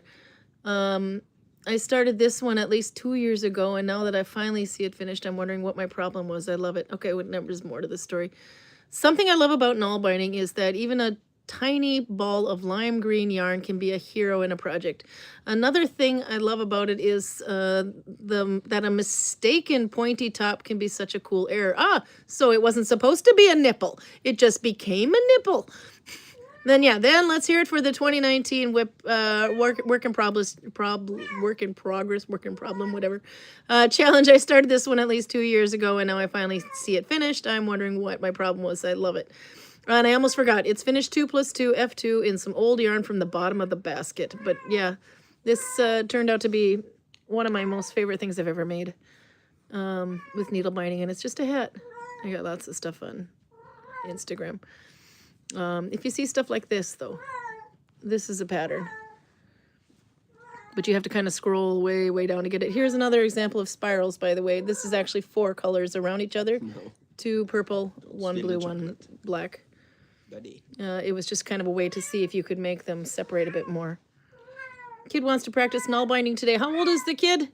You should definitely do it. Mine was 7, both of them, when they started to do it. I see Keela. Oh, that's another fun thing. Keela Kaylee from Keela, the nalbinding one the one that was, is it still plugged in? Yeah. That had a reel go viral anyway. She hit over 10 million now. I think it is on nalbinding, so way to bring nalbinding to the public. to the attention of everybody. Anyway, she booked a cruise. She's coming over here. I'm so excited. And I was like, then I got a little scared too, because not because she's coming, but because I went to check to see what time her boat would be coming, because it's probably on the calendar. If she's cruising into Flom, it's probably coming to the village as a side excursion. And then I'm like, oh, I can bet you're on the calendar. And I go look, and there's like 7 cruise buses coming from 3 different cruises on that day, going, July's going to be hell. But yeah, no, she's coming. But her kid is 7 years old and has just learned how to needlebind too. Which is, I'm eating more chocolate on that than I'm doing it. You see how utterly unannoying the guy you call the annoying one is now? Yeah, because we found another cat that's even more annoying.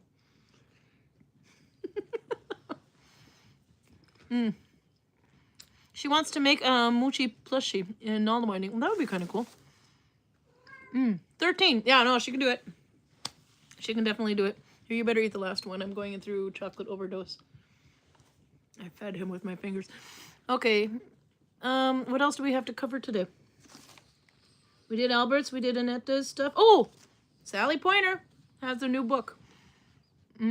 She was telling me right before she left that it was about to come out. And she was here at Easter.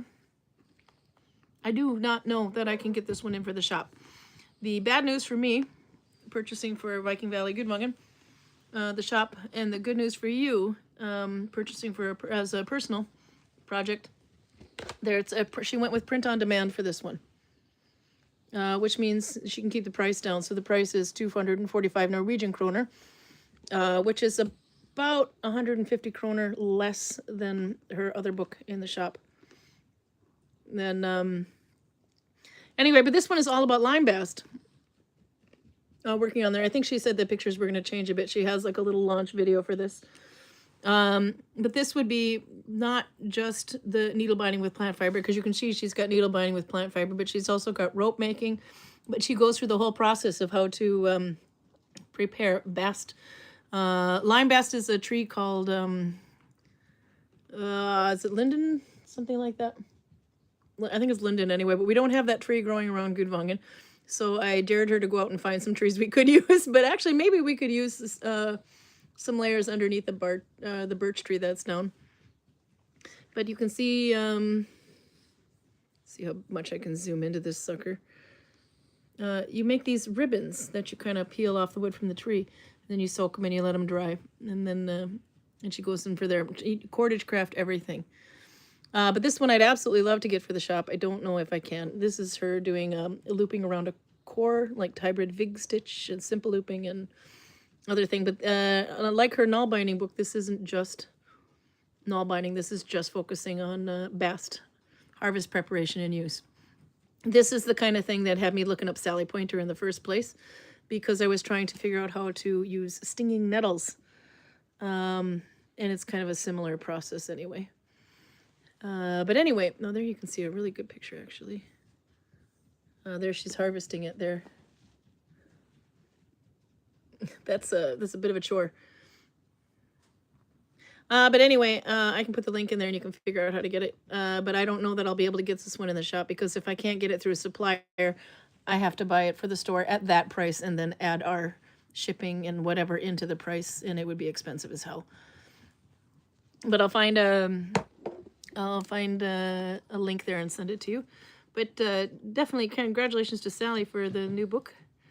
But yeah, it is. It's a really good thing for you guys that it is print on demand. It keeps your costs down a bit. PG says, "Yay! After hunting for an hour, I found the missing antibiotic pill." Good job. And Nikki says, "You will kill the bacteria." Isolarti, I don't know if I'm saying that right. Anyway, you have to get married sometime over the last 2 to 3 years, or however long I have missed your slots on Saturdays. Have you two gotten married?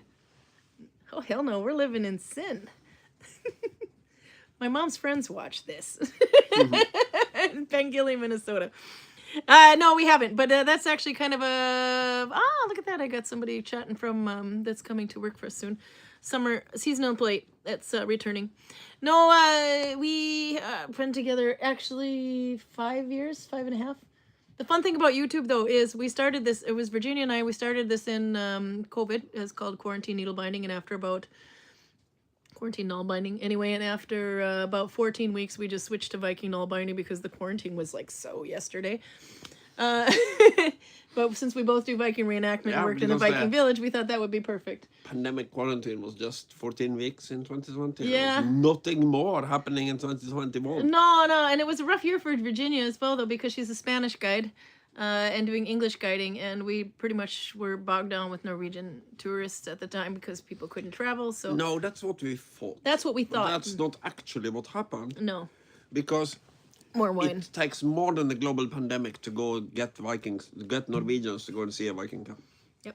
So the people we got when foreigners couldn't come to Norway was the Norwegians with one foot in a foreign country.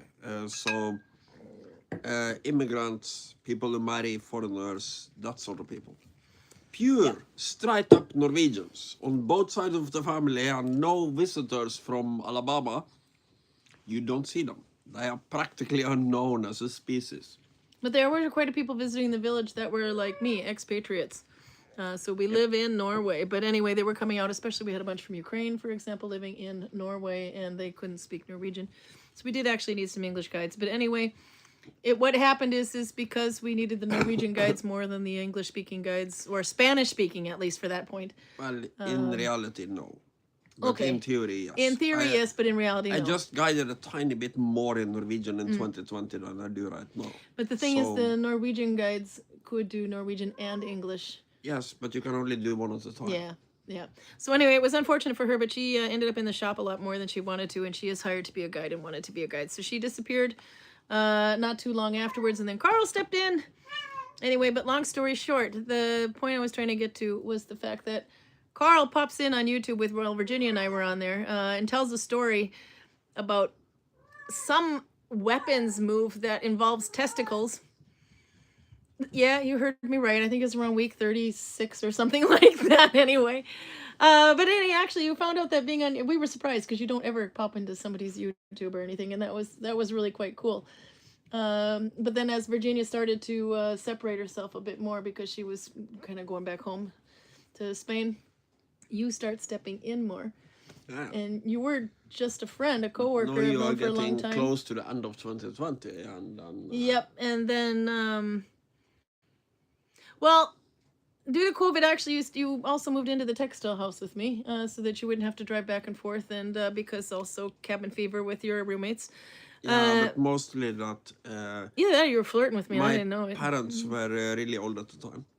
So I didn't want any risk of bringing COVID back to Selja. Yeah, that's true. And then... Which means you don't want to get it from your roommates being with either. her, who is in insulation, who's isolated, living in the lot village. safer than being where I was living with a guy who can't be as isolated, so to speak. So it started out with Karl sleeping in this bed and I sleeping in this bed, and somewhere around December we ended up in the same bed. Somewhere around December the 5th. December the 5th. It was that's how that happened. And so, but the funny thing is, this is, that part wasn't on YouTube, but the relationship started around then, and around December 25th, then I think we kind of revealed it. Don't think we could put that part on YouTube. No, we couldn't put that part out. It's like, not for kids, but seriously, that'd be like only Vikings. But anyway. No, but the whole relationship between Karl and I, where we go from just co-workers to him like showing up on YouTube for the first time, still friends, etc., and then to becoming into a relationship, to being 5 years later. And I realized actually earlier in March we have been 6 years. Well, I have been 6 years on YouTube doing this one. It's kind of funny to see how long time it takes for people for the penny to drop. That we go from being in a relationship to being together as a couple. Yeah. Some people take it the whole flirting process is on there. Surprisingly fast. I think even some people had it before we did. Yeah. But no, there was other people, like my boss was sitting there going, well, it's about time, you two. Then you have other people who just doesn't get it, no matter how much. Greg! Oh my God, tell the story. In Christmas of 2020, we literally sent from my bed in Selja. We were dressed at the time. Thank you very much. His parents were upstairs, for Christ's sake. It's YouTube, so of course. But you would expect people, at least if they had the gene for gossip, to speculate, We did share the same furs. I like that one. I thought you said. Why is Karin up there? Why are they giggling like schoolgirls in a bed? Maybe they are together, but no, some people... So they're holding hands and everything, and Greg's just not getting it. And then he's like, no, I knew. I just didn't want to say anything in case I was wrong. But not to throw stones at your family, but Cecilia was just as slow. Huh? Was she? I was going back with you to Vestby every weekend. Oh, yeah. And when I'd done that for about 2 months, Cecilia goes, why does Karl keep sleeping over? Yep. Anyway, so that's kind of the fun thing about YouTube, because it wasn't actually intended to be that way, but it is the whole relationship of Karl, from just friend to maybe I kind of like him, flirting to a lot of flirting to being in a relationship, and then going to your parents for the first time, for example, because I was supposed to take you there for Christmas, because I didn't have anywhere to go. My kids were at their father's that Christmas. My family's in U.S., so we went to Celia, and I just said, if you have a couch I can sleep on, I'll take you to your family, everything. It'll be fine. It'll be fun. And then about a month later in the planning, then it turns out that we didn't need that couch anymore. Your mother puts up, she's so excited because Karl hasn't been in a relationship in 12 years. It had been 6 years for me. Your mother puts a Christmas star over the bed and buys a new bed and everything. I think she was so excited to see her. There's hope for my son yet. But no, we're happily living in sin. Oh, God, the turkey. Yeah, there you go. She remembers the turkey episode. I think we figured that was, what, episode 93 or something. I've watched it so many times. Even I watched that one back. It's funny as hell. My Tame American. My Tame American. But the that worst thing is that we got a few minutes. You can tell she them about the started turkey. out as semi-domesticated. Semi is something And different. she is still semi-domesticated. The mayonnaise. I don't get any more timing of this American. But now she can make a turkey. The chat remembers this one. Robert's here, by the way. He says, just thought I'd say hello. Working just now and just, and too busy to watch along, but I'll catch up later. Hi, Robert. Enjoy this one. The turkey. And then comes, oh, God, the turkey. And then there's Torben going, mayonnaise. And then the other one's like, split its thighs. Long story short, Karl told his family that I could make a turkey on New Year's Day. Because I'm American, obviously. I know how to make a turkey. Are you fucking kidding me? That is like, and for your in-laws, so to speak, on the first time you meet them, you want me to make a turkey? Are you fucking kidding me? That is like the most difficult thing to get right at any of it. No. I tried to explain this to you throughout the entire drama of Turkeygate. There is no bar to jump over here. The thing just doesn't have, 1, no salmonella. 2, it's edible. Then everything boils down to the Waldorf salad. I have never made a turkey in my life, but everybody's got like National Lampoon's Vacation of Turkey in their mind, where it looks so beautiful, and then you cut it into it, and the whole thing just goes and dries up like a carcass. That's you Americans. That's what but that's a big thing for us. It's holy. Yes, but the actual audience that you're making this turkey for, oh my God, give a flying fuck. I think it was week 93. I gotta look it up again. Viking Nalbinding week 93. I think it was that one, but oh my God, that is still one of my favorite one. I shouldn't have Googled that. I should have done that on YouTube, because now it's trying to tell me the age of Nalbinding. Viking Nalbinding week 93. Yeah, that could be it. Yep, that's it. That's definitely week 93. I'll get the link here. But holy shit, this is where I've never seen Karl squirm more than he just about did 2 seconds ago.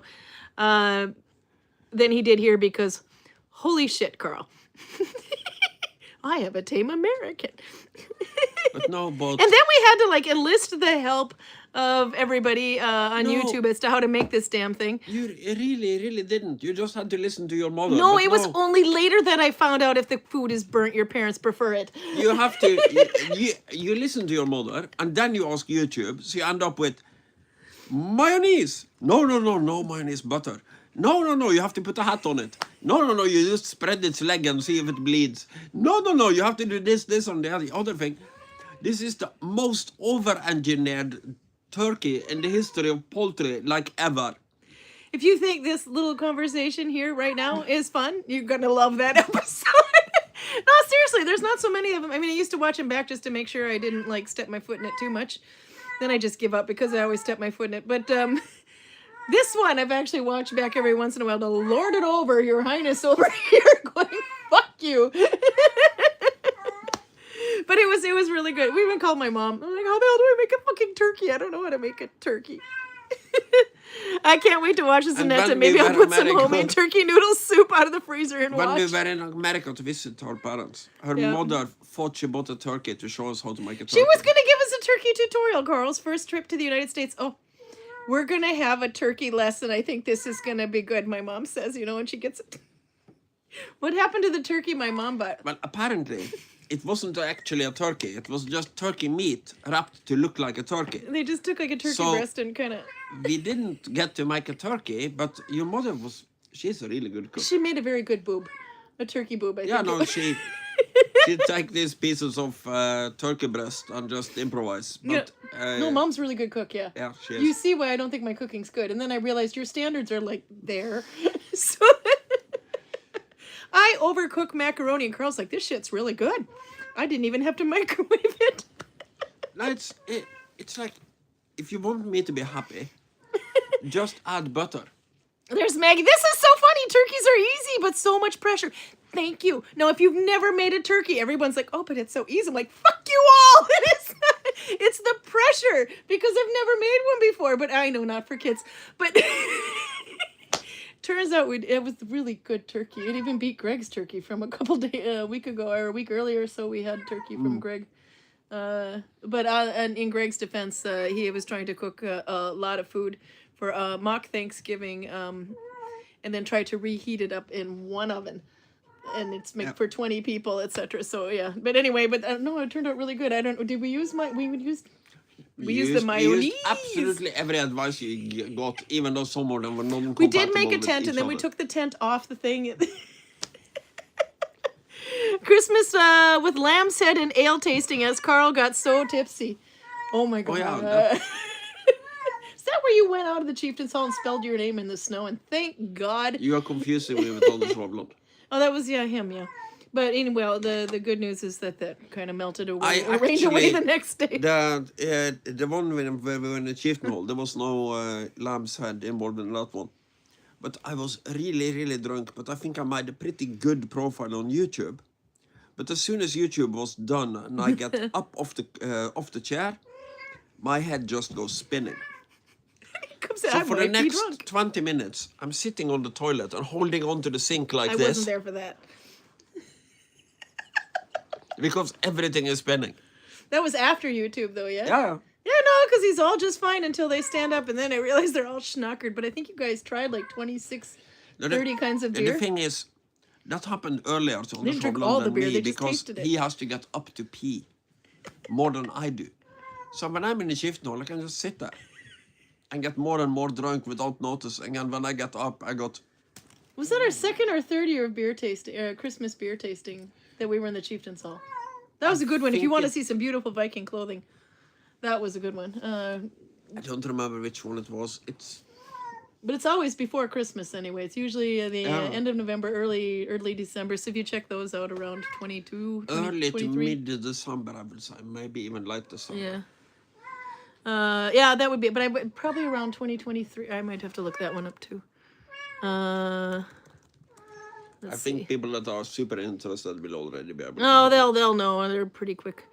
Anyway, I did actually update the little list on YouTube. So if you are subscribed and click the little alarm bell or whatever, you'll know when we're going on every once in a while. But especially because I'm really good at posting the damn thing about 20 minutes before, but Saturdays. A reminder in the morning, a reminder sometime during the day. But I should be and posting it a week at early. the very end of the day. But the problem is we never really know how the day is going to go. If we can be on at 6 or 6:30 or 7 o'clock, we don't really know. But the thing is, we do 7 say... o'clock is safe, though. We do say, yeah, 7 o'clock is safe nowadays. But back then, I could start at 6 o'clock. Yeah. But we do say at the end of the episode, see you next Saturday. We'll be on Saturday, etc. Anyway, but I put them all in a podcast, or I put it under podcast. So if you're on YouTube, oh, sorry, got dizzy there for a minute there. It's not the alcohol, it's the crystal thing in the ears. Anyway, if you click on the podcast, then you'll see. It's actually not I don't know how to make it a podcast, but I'm calling it a podcast for YouTube purposes. Then you'll see the Viking nalbinding one, and there's the full playlist. You can click on that, and you can see all of them. I've updated them, so now everyone but today is in there, because I sucked and I forgot to do that. But if you go way, way, way, way, way down, I can actually copy this list into chat. Is that thing from the Viking prostitution thing? Yeah, that was, the Hago people will recognize that one. Netta will. I put a little, there's a picture that's in the title of the page here. Let me put it on here so they can find it. Okay. There, it's in there. Okay, so if you look at the title, there's a picture of me giving a goofy look at Karl, and Karl trying to, like, humor me. This is... Yeah, this is the one we were saying, what are we going to do today, Karl? Because we're announcing what we're going to be doing on Hago. Hago was a live streaming guiding service. Yeah, and we just had to kind of make a proof of concept. We had to, like, And send a little trailer. Yeah. Everything was a mess. Every time we try to do it, we get broken up by something. So in the end, I'm just not taking it seriously anymore. This one was different. This is the one was, what are we going to do today, Karl? This isn't the one where you look at me, what are we going to do today, Karl? And today we're going to talk about Viking prostitution. And I'm like... didn't know what to do, so I licked his face, and he was just as freaked out as I was by going, I can't believe you said Viking. That one never aired, by the way. It is somewhere buried on Facebook, though. Okay, but I'm trying to figure out when we went in the Chieftain Hall for beer tasting. Let's see, we're like way up into 100 here. I don't think it's quite that far in. It's going to be somewhere posted in a December or late November. Actually, it would have Anders Hovland would be in that one, so that his name might be in the link. I don't think it was the year before. No, but there was quite a few that showed up to taste the beers. We had like 20 to 30 beers, and you guys were just supposed to, taste a small amount of it, but some of you guys just started going for the whole fucking can at that point. But we did it in the Chieftain's Hall, and all the Viking gear was on, and some of them had some really nice Viking outfits. With them for that. Oh man, I can't even tell you when this was.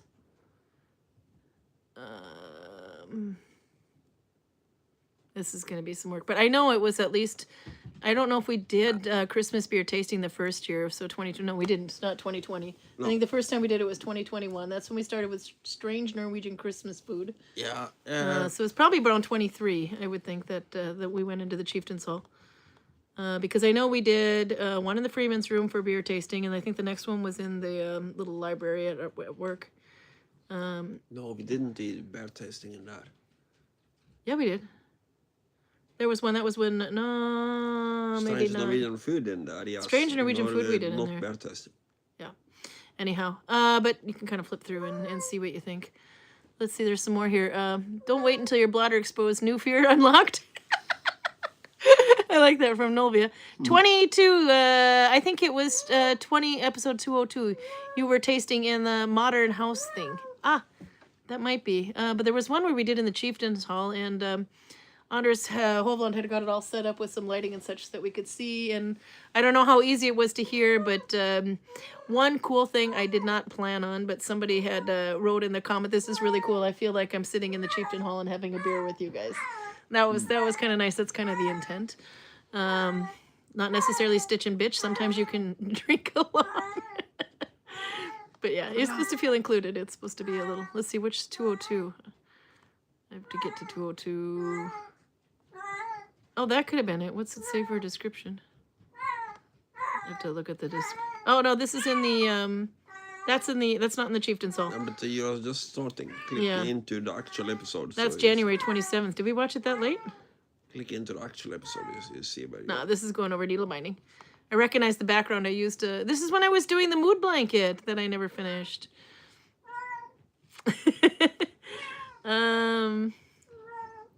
It might have been before then or so, but it should have probably been a little bit earlier.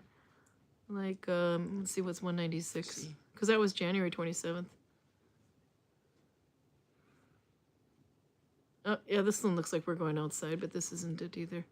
No, anyway. Oh, no, this is... Yeah, we did a lot of episodes in that little office library, though. That's when I was living in the Viking village at the time, too. Okay, anyhow, let's see what else was there in chat before, because now we're on overtime by about 9 minutes. Christmas with the lamb's head and ale tasting as Karl got so tipsy. Yep, no, the lamb's head... Oh, the lamb's head, that was actually in the library. Yeah, but that was strange Norwegian food. Oh, yeah, you did get really tipsy on that one, too. That's And then there's Runa sitting there popping eyeballs in his mouth. I'm just going, I can't eat this shit. And I was so nervous because I didn't think people could handle looking at sheep's head on a plate. I thought people would be too sensitive for that. And like, I remember when my father used to go out and butcher and carve up food, and we'd bring that sucker back and eat every bit of it, testicles too. And I'm just going, okay, they can handle this. Annette says, I stuffed my turkey with fresh rosemary, garlic, onions, butter, lemons, and oranges. How much of that did we get right, according to Annette's recipe? Onions. We did have onions. We did have lemons. And where did they go? Apples. And apples. And where did we put them? up the turkey. Up the turkey in the hoo-ha. PJ said, we always had turkey at Christmas when I was a kid. Dad would buy it from a local farm and pluck it in the basement, much to the cat's enjoyment. Annette says, then I make homemade turkey noodle soup with the leftovers. That's what we used to do at my mom's house, do turkey sandwiches and turkey noodle soup. The neighbors loved it. Oh, yeah, you always have like so much leftover. You got to give it away to everybody. My grandpa, he would make turkey, roast beef, and a ham. And then like piles of other stuff. And we all went home with Cool Whip containers full of leftovers. If you don't know what Cool Whip is, it's like ready-made whipped cream. Washing them and storing them is a Midwestern thing. Yeah, that's what we do with the ice cream containers here. PJ says, and then the following days, turkey curry and turkey spread filled the fridge. Ooh, turkey curry would be good. There we go. In this is 2022. I think in 2021 you were tasting in the Modern House thing. Yeah. Nolvia says, don't wait till you're... Oh, we did read that. The batter exploding. New fear unlocked. PJ says, I'm struggling to stay awake. I was in A&E half the night after an unfortunate incident involving a thorn and baby rats. Hence the antibiotics, and I was hunting tonight. Baby rats? There's a story there, yeah. Maybe you... Yeah, I want to hear that story too. But ow. Let's see. Nikki says, I find turkey isn't tasty meat. Maybe I'm not just American. You gotta go for the dark meat. It is a little bit better when it's prepared the American way than it's prepared the Norwegian way. Really? What do you do differently? This is what I try to tell you. It's not that fucking difficult. You put it in the oven, you turn the oven on. You wait for a long time and you take it out. That's probably why it doesn't taste as good as the American. Yes. Okay. That's what I are expecting. The light just went on in my head. I'm like, oh. No. Let's see.